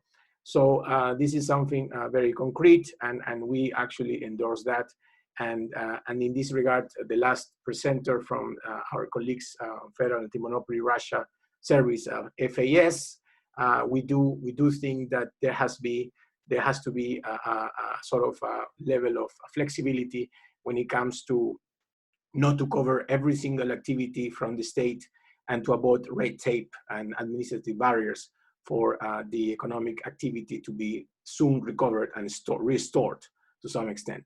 So having said all these very specific points, I also would like to, well, I was hoping that our friend from South Africa will be in this panel, because as you can see, and it is connected to the presentation made by our colleagues from Russia, on the 19th of March 2020, this year, the Ministry of Trade and Industry of South Africa published 2 regulations under Section 71 of their Competition Act, basically to have a block exemption on the healthcare sector. And that was actually extremely important for particularly that jurisdiction, because under specific conditions, the categories of agreements, particularly in the area of antitrust enforcement, will be accepted in this particular market and sector. And that is extremely, to the point of the discussion earlier, would be also interesting to see how this is being implemented in practice. I hope that our colleagues from South Africa can update us in the future on this particular point. There's also this area where they say, and I just go very much into this area of what exactly means this block exemption on the healthcare sector, because it is actually connected to 4 different areas: hospitals and healthcare facilities, which can, in the times of crisis, coordinate the efficiency and allocation of patients, medical professionals, and medical supplies and equipment between hospitals. There's also an area about procurement of consumables required for the optimal treatment of patients, as well as standardized quality of care protocols. If I speak too fast for the translation, please let me know, Alexey. And yes, please tell me. I actually don't. I listen to you in English, so maybe somebody else can clarify this. Luba, can you tell me, is the translation good? I'm also listening in English. Sorry for that. Well, I'm sure that it's. I think. Okay, if somebody feels problem with translation, please raise this. They can put it in the chat, and I will speak slower for the colleagues for translating into Russian. But nevertheless, I think that medical suppliers, medical specialists, and there's different type of actors and specific target audiences of this particular block exemption, and I think it's interesting to look at from that perspective as well. So going back to my own presentation that we prepared for the purposes of this webinar, I just would like to, of course, refer to some of the UNCTAD call for actions that were actually included as a way of translates this into a specific vigilant market monitoring for a quick and focused intervention from competition agencies. A reference to also to our newsletter published a couple of days ago. So on the first point we just said is that the ensuring equal conditions between companies for a level playing field that remains relevant even in a crisis period. This is the first point. And in this case, the monitoring and investigation and sanctions, if necessary, of excessive pricing should also be something that competition agencies have been doing somehow in different areas. For example, South Korea has ensured fairness between SMEs and big firms for subsidies and market conditions. Second, Thailand, an investigation into excessive prices and price gouging, increased food delivery platform service fees from 20% to 35% and 40% accordingly. The Kenya Competition Authority ordered also the Clinchfield supermarket chain to refund customers for overpricing hand sanitizers. And also our colleagues from China, the SAMR, have sanctioning for excessive pricing face masks and hand sanitizers. As of this year, February 2020, the SAM had investigated around 4,500 entities for the price ensuring of marks and commenced investigations around 11,000 companies for pricing violations concerning medical protective gear and other essential products. Now, the second point that we said in our UNCTAD call for action is temporarily allow cooperation necessary to ensure the supply and distribution of affordable products to all consumers to prevent a shortage of essential products. Now, in here, again, we go back to what we said earlier. In times of extraordinary measures, we shall also take into account what is happening in some of these jurisdictions. Recently, in the webinar, we took part in organized by the Hong Kong Competition Commission.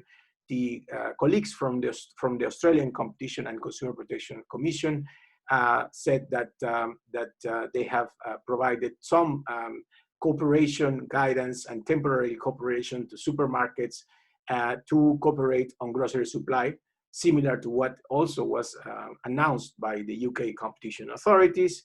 There's also the medicine wholesalers that will be able to cooperate to facilitate distribution of essential medication and pharmacy products. I think that there's also other sectors in which the Australian Competition and Australian Commission has actually took into account, for example, in the area of airlines, medical supply, oil refineries, and gas and electricity companies. Similarly, Chile, the Competition Authority of Chile, has published a statement about the collaboration agreements between competitors for essential goods within the primary family basket needs. And that is also in connection to what other South American countries have done so far, such as Peru and Colombia in that regard. In particularly Colombia, the president of that republic, and together with the Ministry of Transport, published a decree that provided an exemption from the competition rules for agreements between competitors in the transport of cargo, which, despite limiting competition, aim to defend the stability of the production of essential goods or provision of services of benefit to the general economy. So this is an example as well.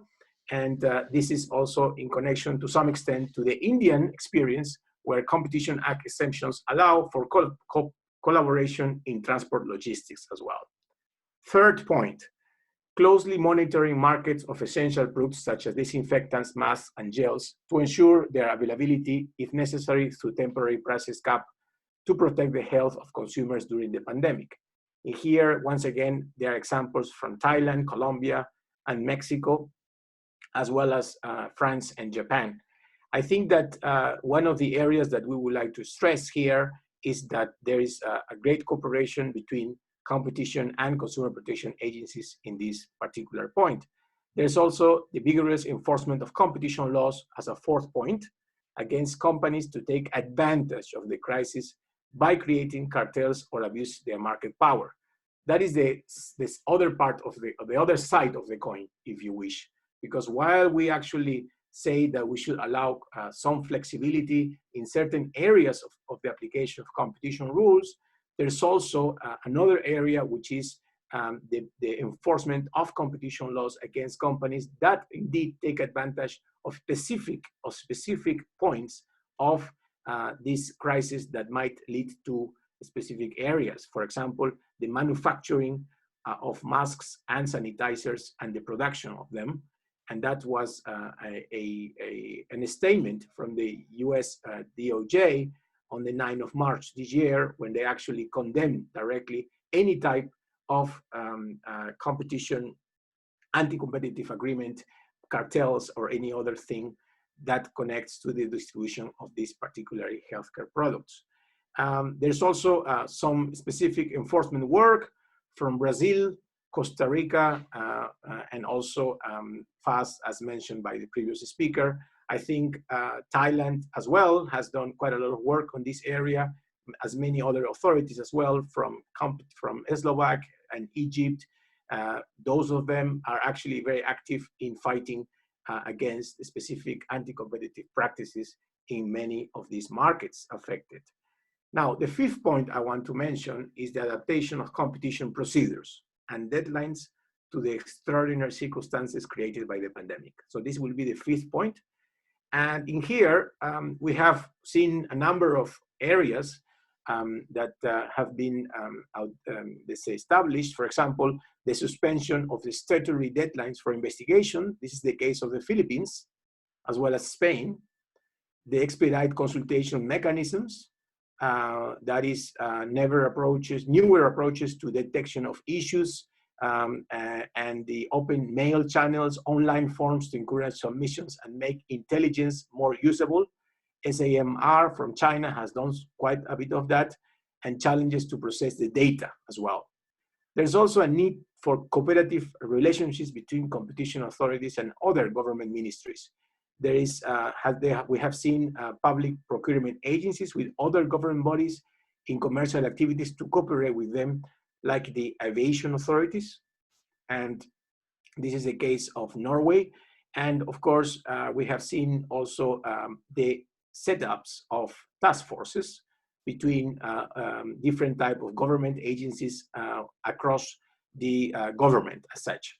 And that is the case of, as we heard from also Ioannis, in the case of Greece, Australia, Italy, the United States, United Kingdom, and Norway.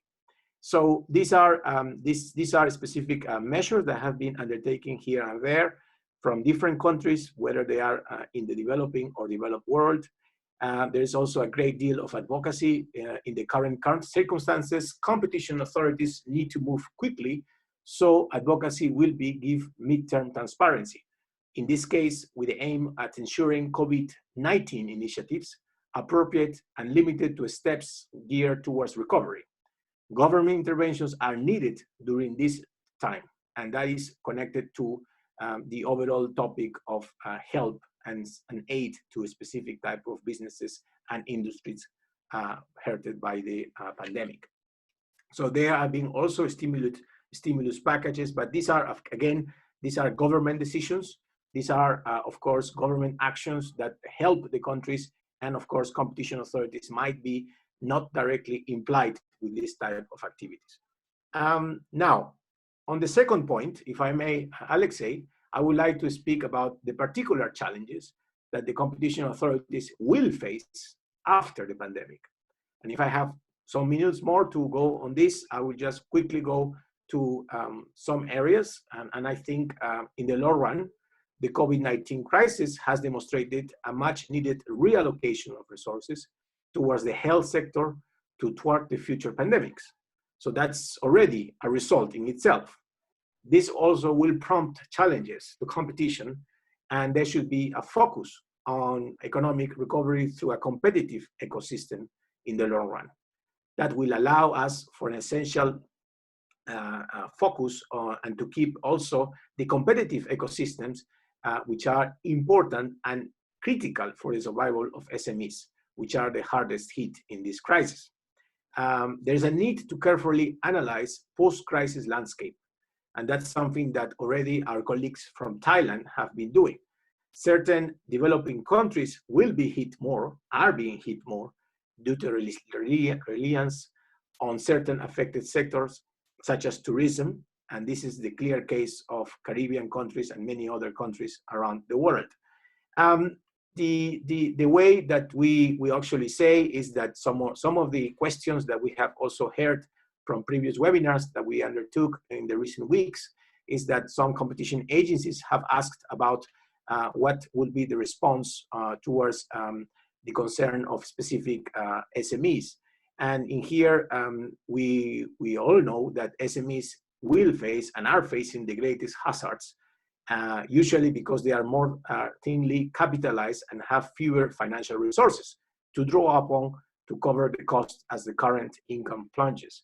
And this is something that we are, in terms of the work that is being doing, there's a concern presented by the crisis that the collapse of an economy will entrench of extended positions of market power.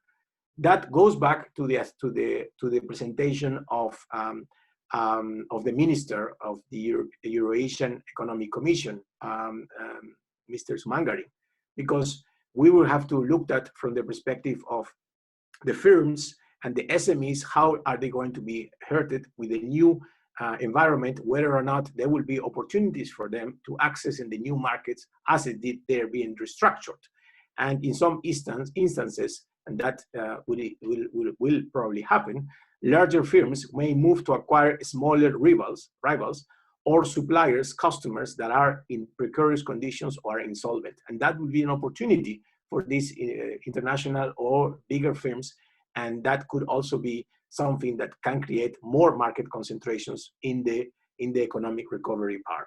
So there should be a concern, but of course there has to be some way of mitigation by contributing to avoid these type of situations by competition policy responses. In this regard, when we talk about competition policy responses in general, we should also talk about the advocacy that mandate to urge governments and policymakers to structure subsidy programs to provide subsidies for SMEs in a manner certainly no less generous than programs to support larger firms.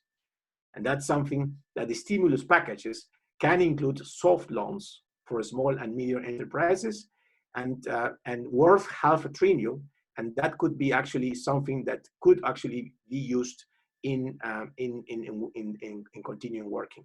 A last point that I want to make, because I think time is limited, is that we would like to, in this case of a challenge, there's also a clear danger of bankruptcy of smaller entities in extreme economic situation.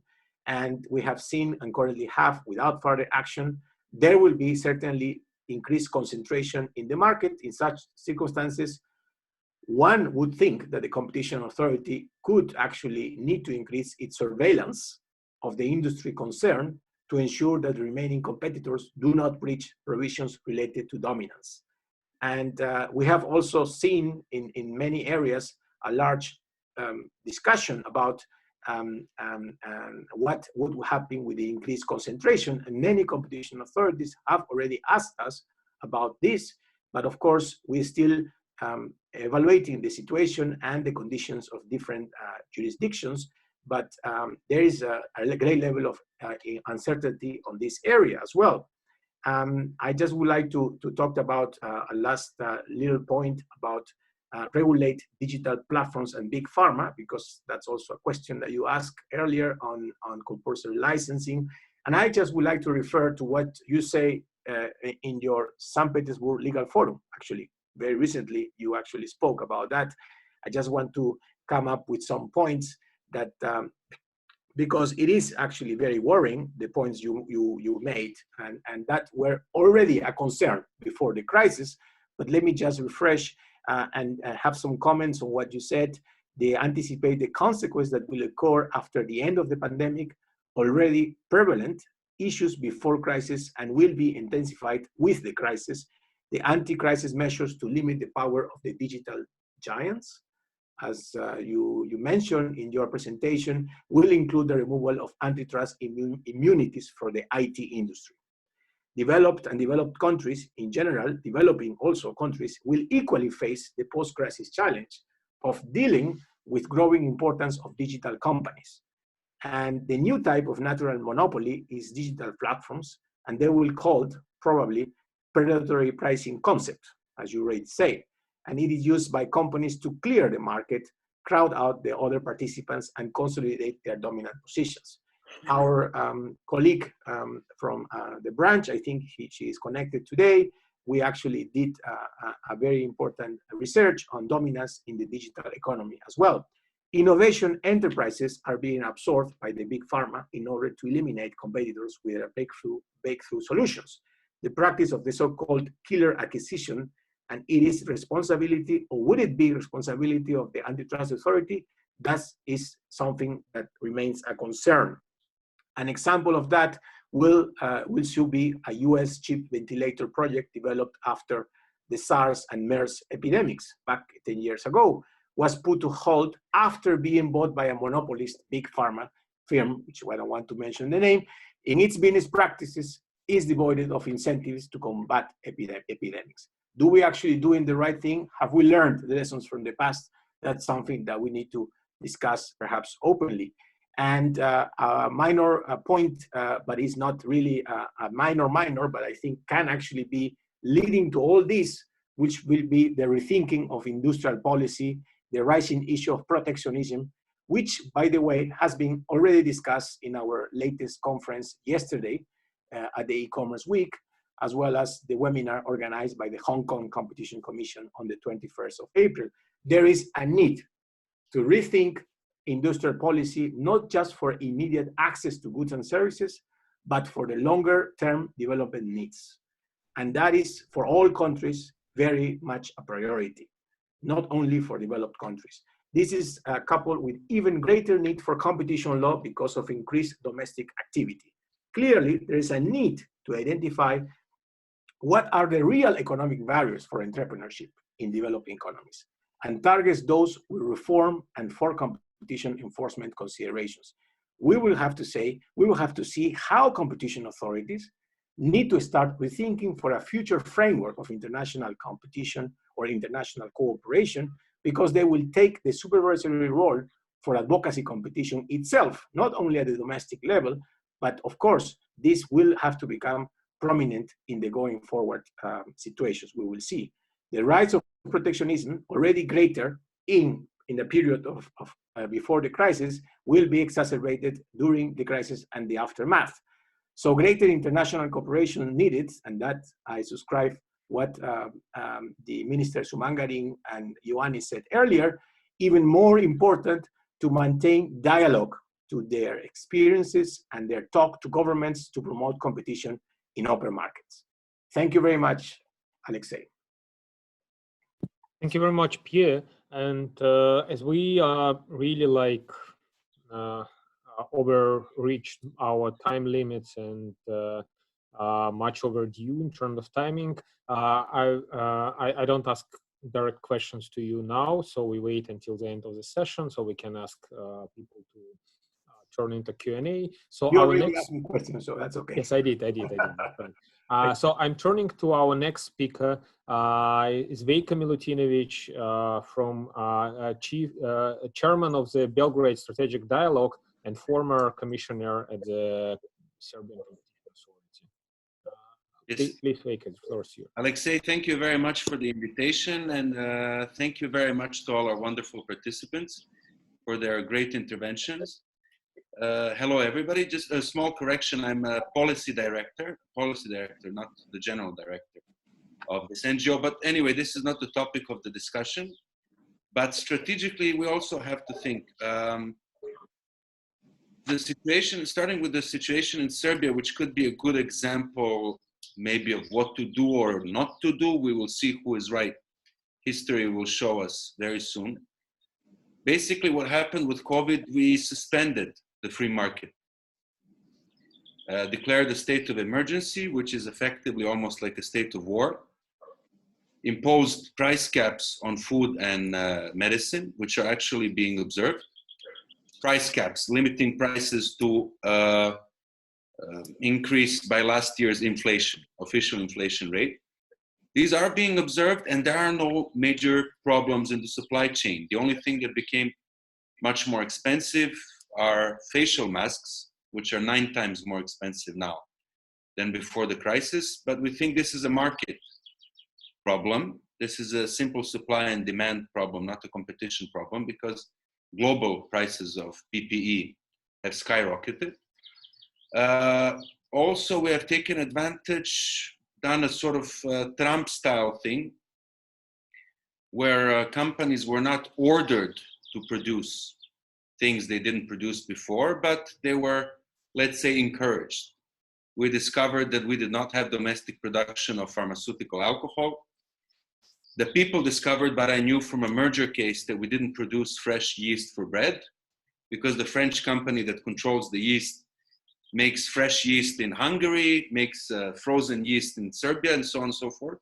So all of these companies were basically encouraged, not to say coerced, they could be legally coerced under the law, to produce things that we haven't been producing. And this has been a big step away from neoliberal capitalism, a big step away from free markets.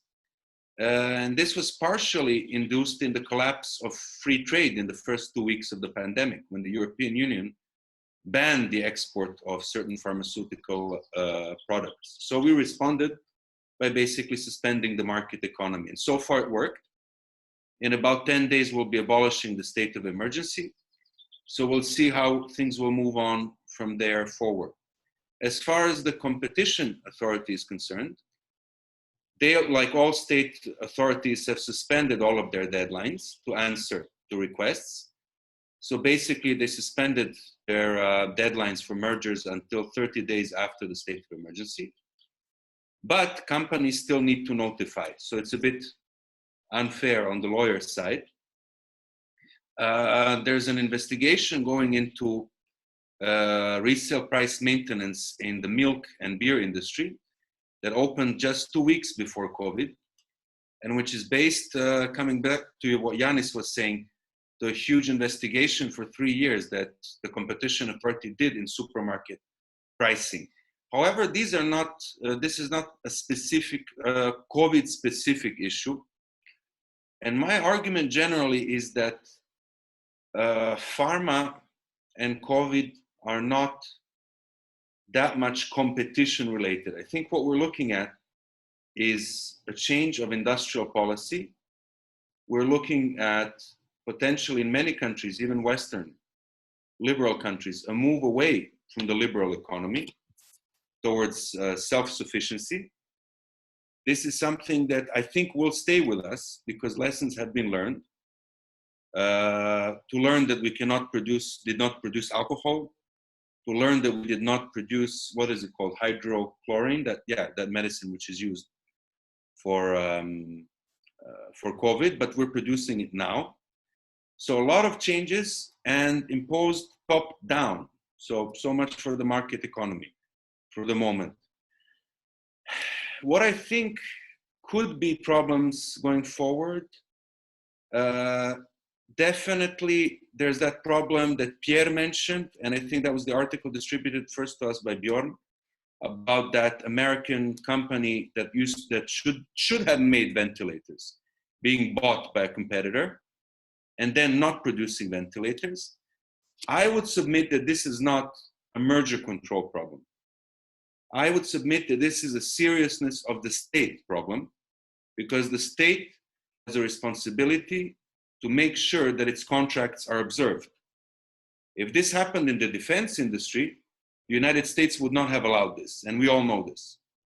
But since it happened in pharma industry, it was allowed. If they said we were not producing a new fighter airplane, this would not end well for the company, and the government wouldn't care about the merger and what the FTC and the DOJ have to say. You would produce the airplane, end of story. So this is, first of all, I think an economic policy and security policy issue. Where we might have to pay more attention in mergers We spoke a lot about killer acquisitions in Moscow end of last year. Sorry, no, actually it was right before COVID. Sorry, in March, we spoke about killer acquisitions.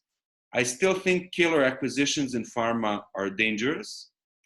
In the context of COVID, I don't think there's a particular COVID angle to it, except to the extent that we might see killer acquisitions that kill companies that invent drugs that actually cure disease, especially infectious disease. As we know, most of the profitable pharma companies produce products that prolong life or alleviate symptoms. They're not used so much to producing medicines that actually cure things, such as antiviral or antibacterial drugs that work. So we have to watch out for those kind of mergers, which may or may not happen. This is COVID related. But the fact of the matter is that big pharma just doesn't like infectious disease because it doesn't see there is much money in it. I don't think there's any big conspiracy in it to be investigated, but time will tell. Finally, state aid will become a big thing. For example, in Serbia, we're going to have to bail out Air Serbia, our national carrier. But this is an industrial policy and a health policy choice, not only a competition choice. Because even though the company was not flying commercial flights, they flew in 25,000 tons of medical equipment. They flew in thousands of Serbian citizens who were stranded in other countries back into Serbia, and thousands of foreigners who were stranded in Serbia into their home countries for free. So you have to think about balancing competition policy versus industrial policy versus national security and health security. So I think the issue is not that simple. I think COVID is not that competition relevant as such yet. Price hikes we will see, cartels we will see, as we will always see them. But I think we should just continue addressing them on a regular basis. I don't see much of a COVID specificity in all of this. As for stifling of innovation, again, killer acquisitions, dangerous before COVID, dangerous after COVID. Nothing much changed. State aid, I think, will be a big issue. A lot of state aid will be given out by countries in Europe, America, and other places. And a very careful balancing act will have to be carried out to assess whether these were the right decisions, whether they actually served a state policy, or whether they were, let's say, corruptive decisions or decisions that unfairly balanced a particular market player. So much from me for now, so as to keep everything brief. We can come back during the questions, or you can ask questions right now. Thanks, Veiko. And I think we have to turn to Bjorn because we do have like limited time. But I mean, I don't think really we very much constrained in terms of our interpreters probably could be tired. But in principle, we can stay longer until 7 if you guys do have time. So I will turn to Bjorn, and I want to ask you like a very specific question. Veiko said that there is no COVID-specific problematics within control of pharmaceutical market acquisitions or in principle in terms of competition law regulation. But I do see some cases, and let me start with one. When Pfizer back in 2009, it was actually just after the financial crisis or in the midst of financial crisis, bought for $68 billion acquired Waze Pharmaceutical American corporation, which had its major asset in vaccine, and it had its kind of gem, which was vaccine against pneumonia.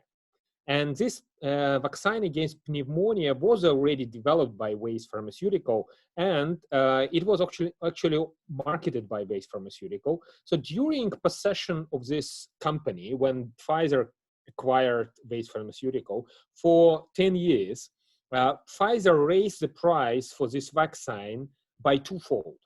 So price seriously increased. At the same time, product didn't change. No more investment, no more R&D done with relation to pneumonia vaccine. And now it's not just blockbuster drug for Pfizer. It's #1 revenue generator money cow for Pfizer. Pfizer has it's the most sold and best in terms of revenue thing for Pfizer. Pfizer managed to include it to the this obligatory vaccination calendar program done for children, for kids, done by CDC, American Center for Disease Prevention and stuff.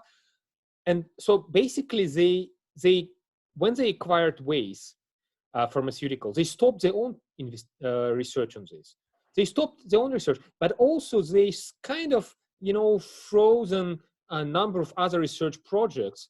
For 25 years, they kind of locked the whole market down. And the question is whether we have still the model of innovation in the pharmaceutical industry, which targets this type of existential threats, which kind of can address those existential threats we're facing now. And my question to Bjorn and to all of us actually, whether competition law can be transformed so then we can think a little bit more about this type of threats, and whether we can develop this type of tools, something just, and maybe it's a little bit a stretch, but maybe not, I don't know. Bjorn, what do you think? No, thank you, Alexey. I think it's a very good question. Do you hear me? Yes, good. No, I think it's a very good question. And it touched upon a little bit what Pierre is talking about killer acquisitions and similar. I think, this is the merger referred to is quite old, and there was a period of time during the merger regulations where no authority, certainly not the EU authority, not the US authority, were not focusing on innovation markets. They thought that was too complicated to address. They didn't want to do it, even in the pharmaceutical sector, where it's kind of easy to understand where firms are actually conducting the research and where research is actually heading. You know it from quite early on because you're focusing on a vaccine or you're focusing on a drug for a certain disease and so on. And that made it quite easy for firms then to merge, because as long as they didn't really have a product in the market and they both had a product in the same market for the same disease, they were not then a horizontal merger. It was a conglomerate merger, even though they were conducting research, which was quite soon to be launched in this market. And I don't know this merger by I need to think a bit to remember it if I ever read it, but it seems in this case that possibly there were not an overlap, so to say, between these two firms, and Pfizer did not have a relevant vaccine, but that Target did have it when they bought it.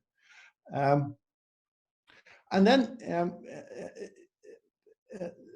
but I think what we see today, if we talk about the merger regulation, we see firstly that we see in the US nascent approaches about revigorating this innovation market concept. And so that you at least identify firms which are conducting research in the same area, or maybe are even going through the phase 1, phase 2, phase 3 regulatory procedure, that they should still be considered competitors, even though there's no transaction in the market. We also see this new concept, which we've talked about a little bit, but what we see, especially from the food sector, where we see that perhaps there's possibility, and that I certainly would encourage that, for the competition authority to look a little bit broader on innovation and try to implement something like a significant impediment of industry innovation. That even though the firms are not conducting research in the same area, they are still active within the same industry. And if the competition authorities can then identify that this merger would lead to a decrease in investment in R&D, that was then still considered to be anti-competitive effect of this merger, which could then lead to either that you actually prevent this merger or create certain rules and covenants that they should not be able to actually to do this, that they need to possibly sell off something.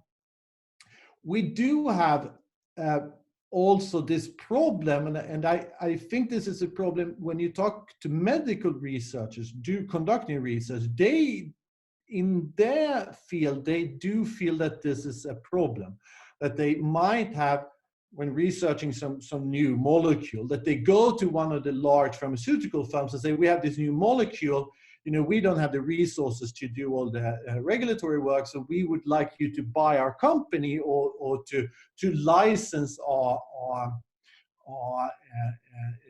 patent that we have now recently obtained on this new molecule. And of course, these researchers are often not very shrewd businessmen. They're very good researchers, but they're not very shrewd businessmen. And often they go to the large pharmaceutical company active within their area of research. And it can happen, or it's anecdotal evidence that then these researchers are then welcomed by the pharmaceutical company, and they are entering in some kind of licensing agreement, but perhaps the goal of this large pharmaceutical company is then perhaps not to develop this molecule, but as you are hinting to a little bit, Alexey, that they what you call shelving this molecule for later, when perhaps their drug, which is in the market, has gone off patent, then they're going to take forward this new molecule. And it's at least from anecdotal evidence, if you interview researchers, which I've been done, then this is a clear risk that they say that they are facing, and of course then the problem from competition law point of view, because then you only have one drug in the market and there's not competitors.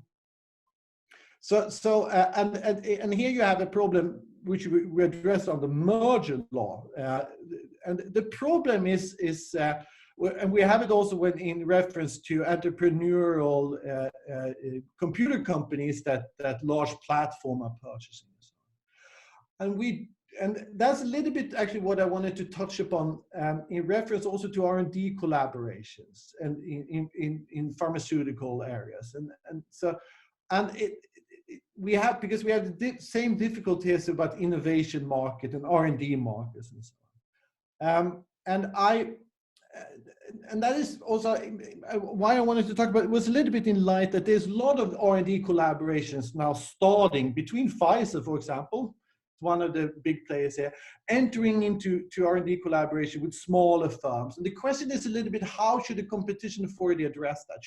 Should we allow that? I mean, we're under a huge crisis now, so I guess everyone would welcome any sort of new development in this area, and that we as quickly as possible are actually obtaining any kind of vaccine for the COVID-19. But how is that possible? I mean, how can you do it under competition law for a very large, or maybe 2 or 3 very large players to do this? Well, under US law, there is an exemption actually for R&D collaborations.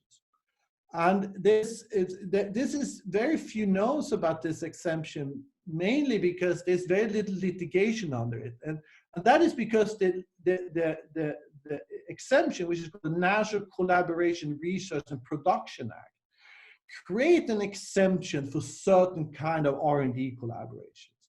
And how they do it is that they say, if you have an R&D collaboration, you are exempted for any sort of per se violations.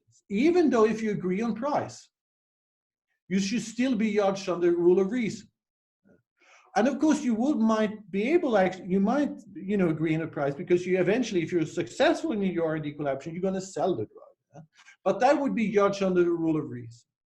There's also, if you're a private litigant and you sue this R&D collaboration, or you sue one of the players for saying that this violate competition law or antitrust law, you have no right to treble damages. It's one of the few exceptions where you're not allowed to have treble damages in the US. Plus, and this is actually the big thing which prevents litigation in the US, you don't have any litigation against the US for R&D collaboration, because if you lose that litigation in the US, you have to pay also the litigation cost of the winning party, you know, the one you actually sue. And this National Collaboration Production Act has totally eliminated any sort of litigation against R&D collaboration, even though they agree on product. And it's a product from the late 1980s, from the Reagan era, and where they were especially concerned by Japanese competition, and they wanted to get US companies to start collaborating more. So it's an old product actually. Before that, R&D collaborations was seen with not so lenient, let's say that. There were even discussions, and now we're talking in the 80s, from Temple Long and great researchers in competition law, that actually said you might even have an access right to R&D collaboration under competition law. So, and that would be amazing. I mean, if you were actually be able to access dominant or super dominant collaborations, R&D collaborations, because you'd be actually be boycotted, you would be excluded from the future market. But I mean, this is late 1980s, and no one talks in these sort of in these kind of. There's no discussions like this today, or and so on. The interesting thing is that in Europe we have this R&D block exemption, which is seldomly used or seldomly discussed too. And I, from going, I've written a book about this R&D block exemption because it's quite extraordinary. It does exempt any sort of R&D collaboration, irrespectively how high market share you have, at least for 7 years. Even though 7 years after you actually introduced, let's say, the drug on the market. So it's a very wide exemption. And also the definition of R&D collaboration, both in the US and in Europe, is very wide. So if we look at these two EU block exemptions for R&D collaborations, and we see the National Collaboration and Research Act in the US, it's quite clear you can collaborate to develop new research results without being especially nervous for any sort of anti-competitive suits, both in the EU and in the US. What about the result then from these collaborations? Well, then we talk a little bit about patent pools and data pools and so on. And there's some initiative here in COVID-19 that we should actually try to put all the research results from this, if there is a come up with new vaccines, into a patent pool, and everyone should be able to access it. It's some UN initiatives in this area. And it would be somewhat, you know, it could be an alternative to compulsory licensing, for example. Also in reference, if we talk about digital platforms and so on, because I mean, what we're seeing today, we see that there's a digital solution how to solve COVID-19. I mean, we're having these medieval quarantines, and to be able to control the quarantine, maybe we need all these applications in our apps and so on. And there we talk about, if we talk about collaborations, then it would be data pools, and the question could be a little bit about access to those data pools. But when we talk about patent pools and data pools, there we probably have a right on the current antitrust law to access, at least if they're dominant. And if you set up one of those patent pools, you need to come into benefit of the block exemption and the safe harbor for patent pools. You need to anyone should be able to access a patent pool, a dominant patent pool. So that's a little bit about these R&D collaborations and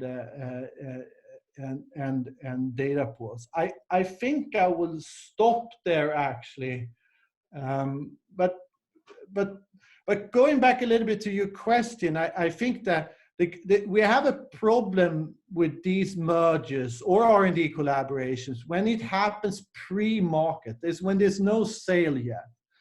And we need to fix that. And one could be this, which, I mean, you, Alex, have been talking about the previous conference when we talk about significant impediment of industrial innovation, so a broader concept of R&D and innovation.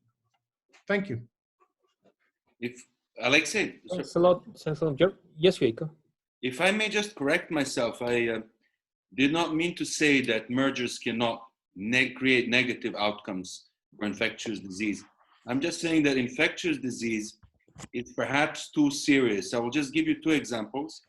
In Serbia, 10, 12 years ago, we wanted to give up our National Institute for Vaccines and Immunology, the Torlak Institute built in Yugoslavia, because we said, you know, some people said, the neoliberals, what the hell, we can just import from Novartis. But it was decided as a matter of military policy, as a matter of defense, that such an institute has to exist, A, so that we can control the quality of vaccines given to our children, B, to be able to produce essential vaccines. The same thing with factories producing basic antibiotics. I'm amazed that America has allowed itself, with 330 million people, not to produce many of the antibiotics that little Serbia of 7 million people does. It's a matter of public health policy, that's all I'm saying. It should be regulated by health, and it should be regulated by security. And it could be a competition issue. Competition, anti-competitive mergers don't help, but you need to have a health policy. Yes, you're right and wrong at the same time, because you're saying, yes, it should be public health domain, but if it's not, if the government decided that it would be allocated to the market forces to regulate basically this area, and that's what actually US is thinking about public health. Wrong. Sorry? They're wrong. May be wrong, but they think in this way, and actually this was imported to a number of other jurisdictions like Russia. Russia pretty copy-pasted same kind of approach to a certain extent. And what we have market which was designed, I mean, at least it was assigned to the market. So government said, okay, that would be market thing to do. And then competition authority and then public health authority doesn't have that much instruments to interfere into how market work. So that competition authority could be more relevant because this is what designed to interfere to the market forces. Yeah, and this is what we'll say after COVID. Yeah, so afterwards, if you have this assumption that it's market which should regulate and prioritize, and this assumption already turned into effective policy, which was actually back in 80s and late 90s, 70s. And then it was marching through all other jurisdictions. Yugoslavia, former Soviet Union, a little bit exceptional, a little bit, to a certain extent, but more like deviation from that trend rather than, alternative solution. And but now we have these market forces which regulate the market. And if market forces are involved, why competition authority can't be an active player? Because that's basically the role for competition authority. Of course, I'm just saying it will never be the same again. I don't think we will see neoliberal capitalism in the same form after this, even in the deepest West, in my opinion. Okay, but so I do agree in principle that neoliberal consensus is dead. But I mean, there are different people here in Russia which would actually disagree with me. But I do agree. But we have to think how and what would be like the new model we're going to produce. First, what it would be, and then how to produce it. Okay, so we turn into the Q&A session now.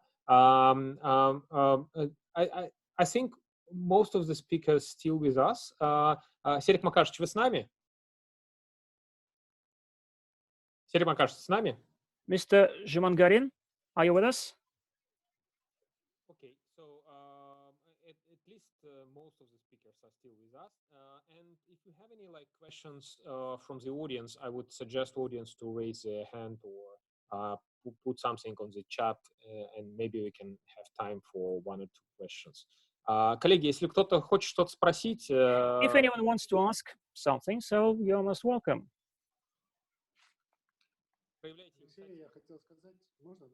Alexey. Mr. Shumangarin? Alexey, yes, we can hear you. We can hear you. Okay.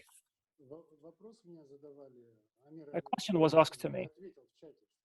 I answered on the chat, just the way to inform you that I have answered the question. This was a question about the enforcement. Actually, I have a question to you from the standpoint of how further development of the Eurasian Economic Union, we see that it evolves quite dynamically, that Eurasian integration picked up momentum, at least from what I can hear. The experts, there is a consensus that the first stage is over.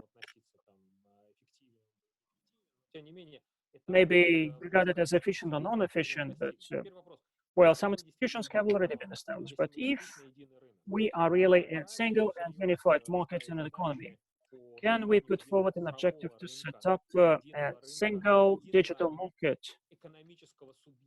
a single economic entity, which would go abroad in the sense that it would consolidate its efforts to promote our impact abroad, just like the Chinese say that any crisis is also an opportunity. So this crisis is an opportunity to increase, to somehow strengthen the antitrust activity, to be more involved in other markets. Yes, for some political reasons, some antitrust agencies nationally may not be so proactive. And for instance, what the European Commission can afford itself, not always national regulators can do. Do you think that this crisis is helpful? So Europe is falling apart. We do not know whether they come out of the crisis stronger or weaker. What will happen to the Eurasian Economic Union? Just speaking from your gut feeling. Speaking from your gut feeling, what do you think? Any feeling you have? Will the supranational agencies play a bigger role or not? Well, we almost agreed on the strategy for the further development. And we have developed an action plan. Should we were not pressed by these emergency situations, we will never have come to an agreement. There would be a lot of red tape, and the whole procedure would be very much precluded. For instance, we agreed to find common approach to the veto right. Veto right always leaves a choice for the sake of the national sovereignty. So any decision can be vetoed at the national level. Unfortunately, we're speaking not only about the trade transactions, trade deals, but certain approaches would be developed as to how to get out of the veto right. Besides, there was a serious question put forward, for instance, as to the near the shore shipment. The parties decided to study that question more thoroughly, and was a number of other questions. And a few other matters. Now, it's a Kyrgyz side that want a new institution, the Institution on Regional Development within. We have a fund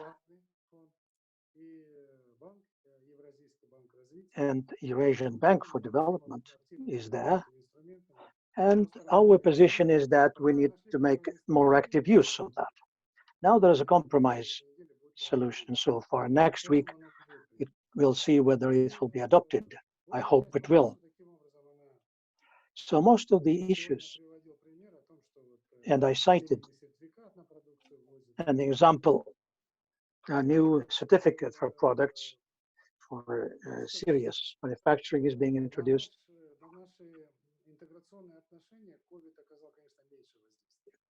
COVID has affected our integrationist relation. We were not as integrated as the European Union. We did not rely big hopes as the European colleagues on theirs. And when we see the European Union is closing the borders, it's different from when we are closing borders, or would be. It has been said several times, the national protectionism, healthy egotism or unhealthy egotism is there in relations between countries. We make decisions very fast. We've never had this before.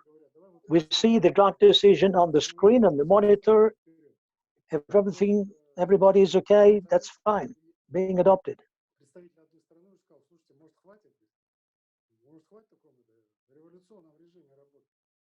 And when a country stood up and said, maybe we shouldn't do it in a revolutionary way.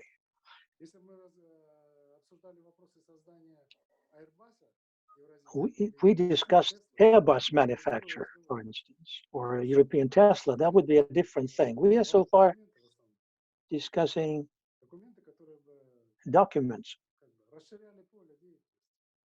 to extend the common area of activity, types of cooperation. Our strategy is now being extended to healthcare, education, science, sports, culture, which was not covered in the past. The economic aspects are there. Terra incognita remaining as currencies, financial aspects of regulation. So the single financial market is for 2025. I've already said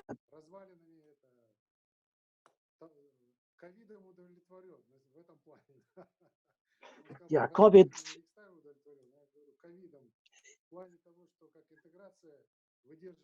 in terms, yeah, the way this Eurasian integration withstands COVID, I'm satisfied. Kazakhstan said we have 10 million liters and no exports of antiseptics, sanitizers.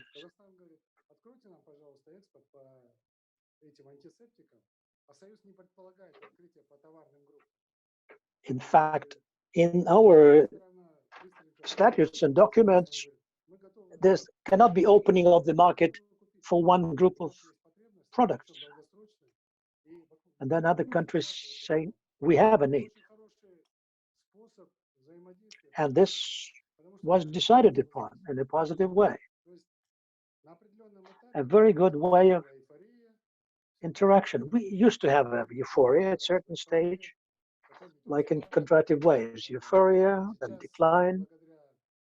Now, thanks to what colleague Glaziev put together in one economic note. So COVID is a sort of generator for finishing this process and phase of integration fatigue. Now we see incentives to intensify integration in Eurasian Union. I like what is happening in this context of COVID with regard to integration. And I agree with my colleague, antitrust regulations as a tool of managing COVID is like driving nails with a microscope.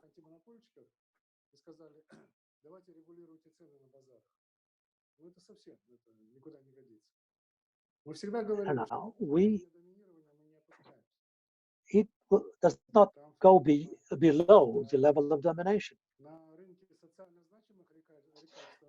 With regard to socially significant drugs, it's a different kind of regulation. That's a price regulation, and different authorities are in charge and responsible.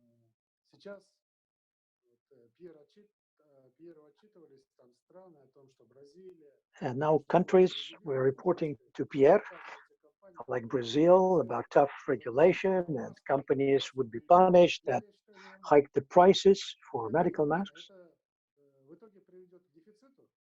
It's abnormal. It will bring about a shortage and deficit. It's basic economics, where the demand curve and supply curve, and when the price is set below the equilibrium, if it's set higher than the equilibrium price, that's a different outcome. In any case, it's lost level of welfare for the people. We should withstand the pressure of heightened prices for small and medium-sized business to operate. I'm watching and following Facebook. Many companies, women particularly, are making medical masks. They started to do it. And for many, it's a survival thing. So we are paying a high price. And the entire humanity is paying a high price. We're not preparing ourselves for the pandemic. One cannot keep reserves for the entire life. But price policy is there. If there's a product for which there's a very elastic price,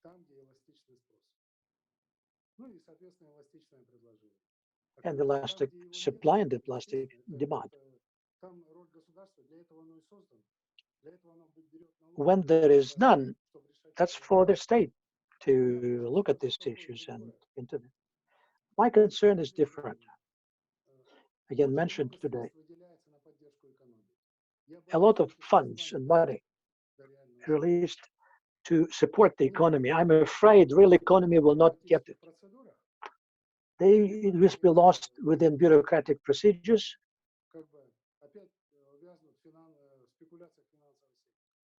or in financial speculations in the financial sector. I'm talking to businesses. It's hard for businesses to get loans. If they wanted to enhance its role, it would provide more guarantees for banking loans, very much used worldwide. But then again, like our Serbian colleagues said, basic industries like aviation will be supported. There could be no other option.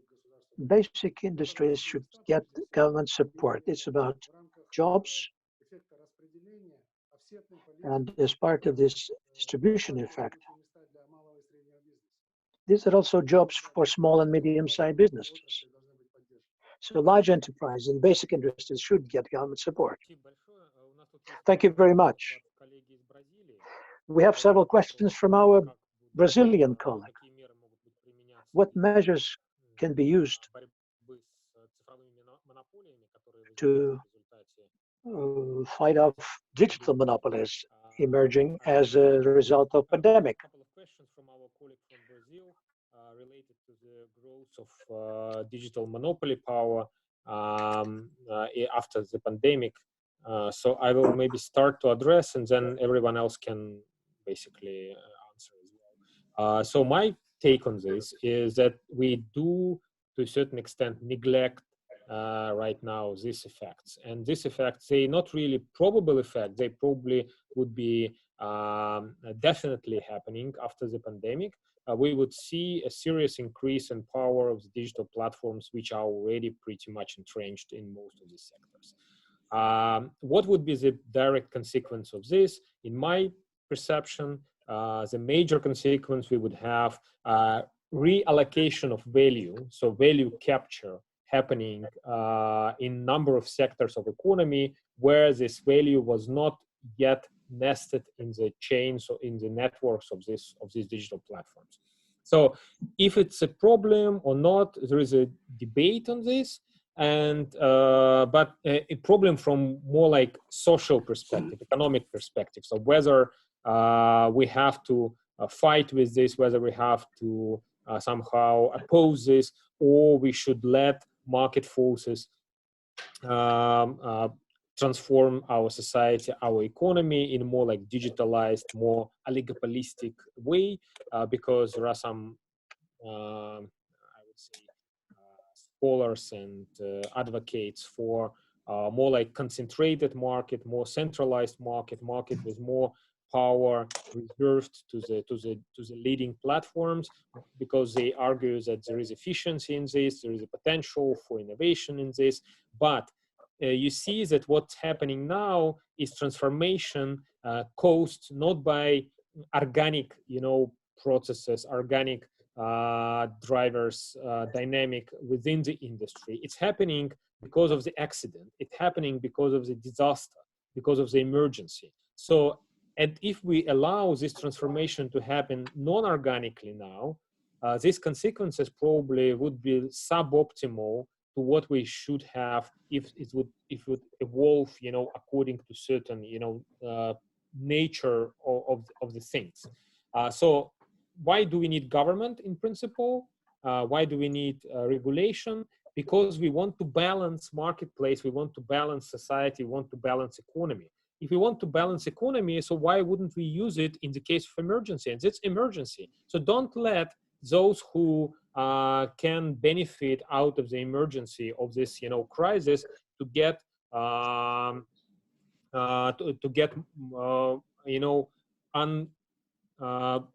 any kind of unexpected outcome, which would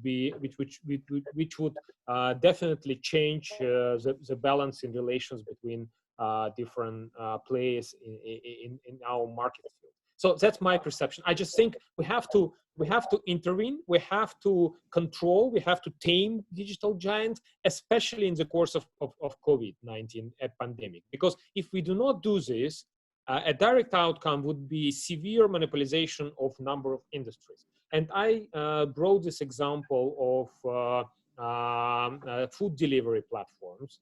They now expanding, in geometric progress. So they do not. It's really they expanding according to the same scale as basically virus is expanding. So it's unbelievable.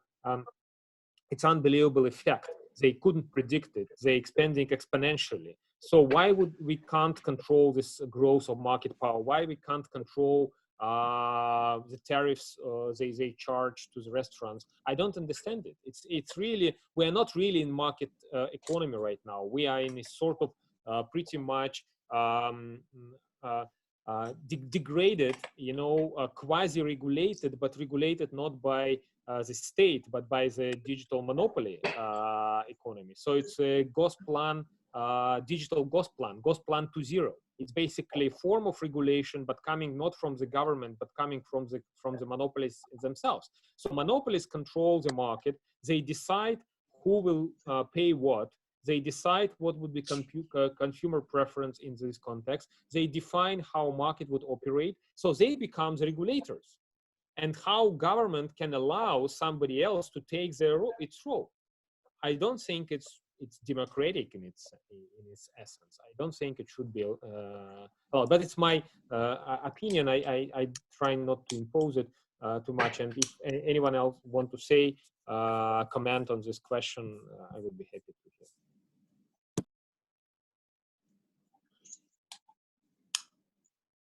Well, Alexey, I would say that regulators have to play a greater role. Not so, again, sorry to repeat myself, not so much as competition, because we need more blunt instruments. I have been arguing for years that Facebook and Google, to some extent, should be declared public utilities or public goods with equal access to all. So this is not a new issue. COVID has just exacerbated what you're talking about. But this has been going on for years. But to give you a good example, when the problem of bandwidth occurred in Western Europe, Serbia, we don't have it, but in Western Europe, apparently they have it.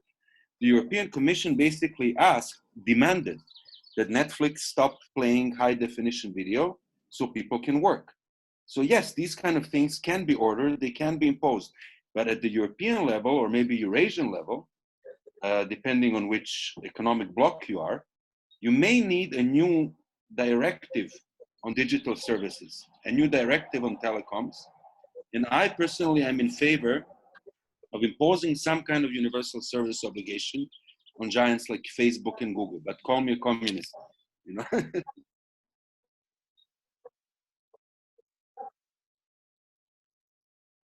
Anyone else? Any comments from anyone else? No? So probably we're a little bit tired, so we don't really have more questions. So maybe I would suggest to wrap up. Я думаю, что, коллеги, мы и так уже достаточно давно работаем. I think we have been working for quite a while. Perhaps we should be wrapping up. What do you think? Or you have some urgent questions that you would like to add? None? Okay. I think we have had an interesting, as far as I'm concerned anyway, conversation. We've had a discussion that we do need now and need to be having now. I agree with many experts who believe the situation that we had, this stay at home for several months,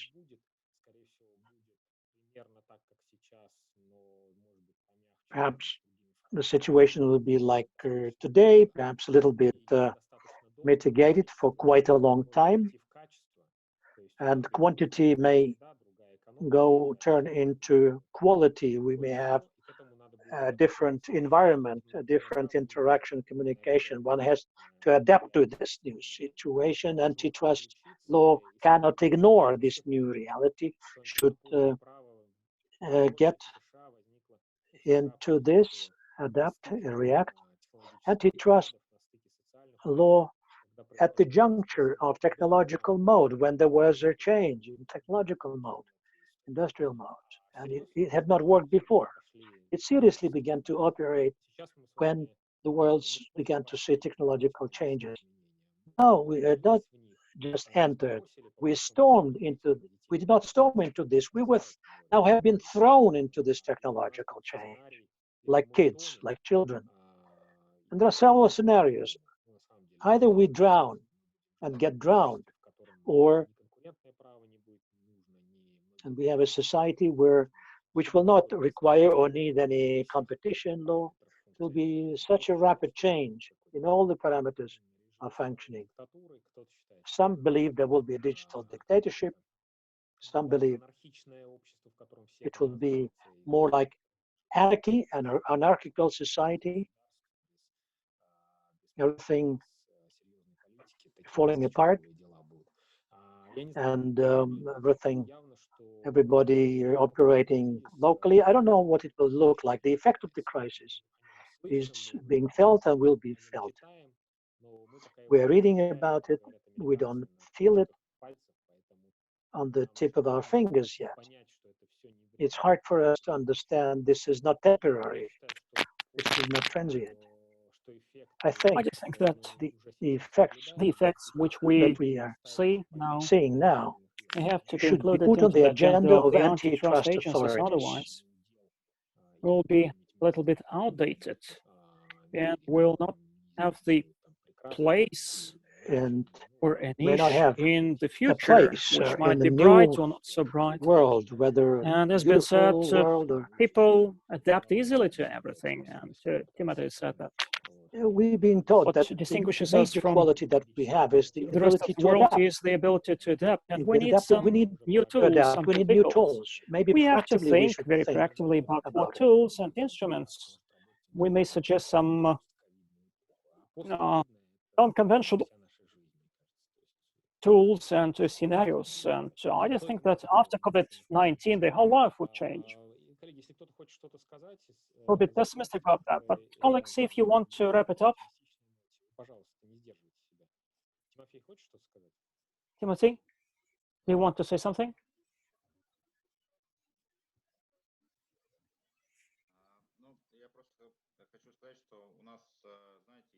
I just wanted to say that we have a kind of feature that every speaker would end their presentation saying that Carthago has to be destroyed, and Carthago, these are the digital giants. And effects of COVID-19 is that all of a sudden the digital giants don't produce it. And on the contrary, those who produce the sanitizers, and medications, gloves, medical masks, these are the ones which matter. Other producers that matter. There were a lot of jobs when it all started. The producer of medical masks would buy Tesla, or a sanitizer manufacturer wants to buy Facebook, for instance. I think certainly these digital giants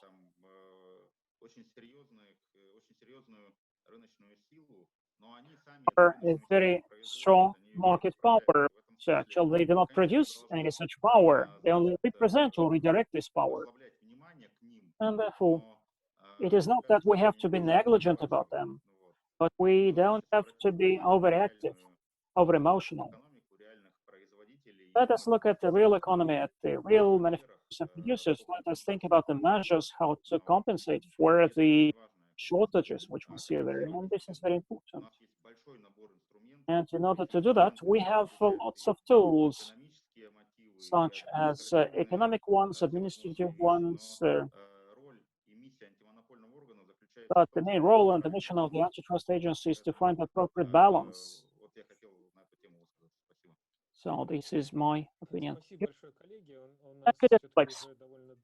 I think that we run out of time. It is 7:15, and our interpreters worked so long, so I would like to thank them for the effort, for the sake of helping us understand each other. So we're uploading them silently. So thank you so much, everyone. And I hope that it was very useful for everyone. Thank you very much.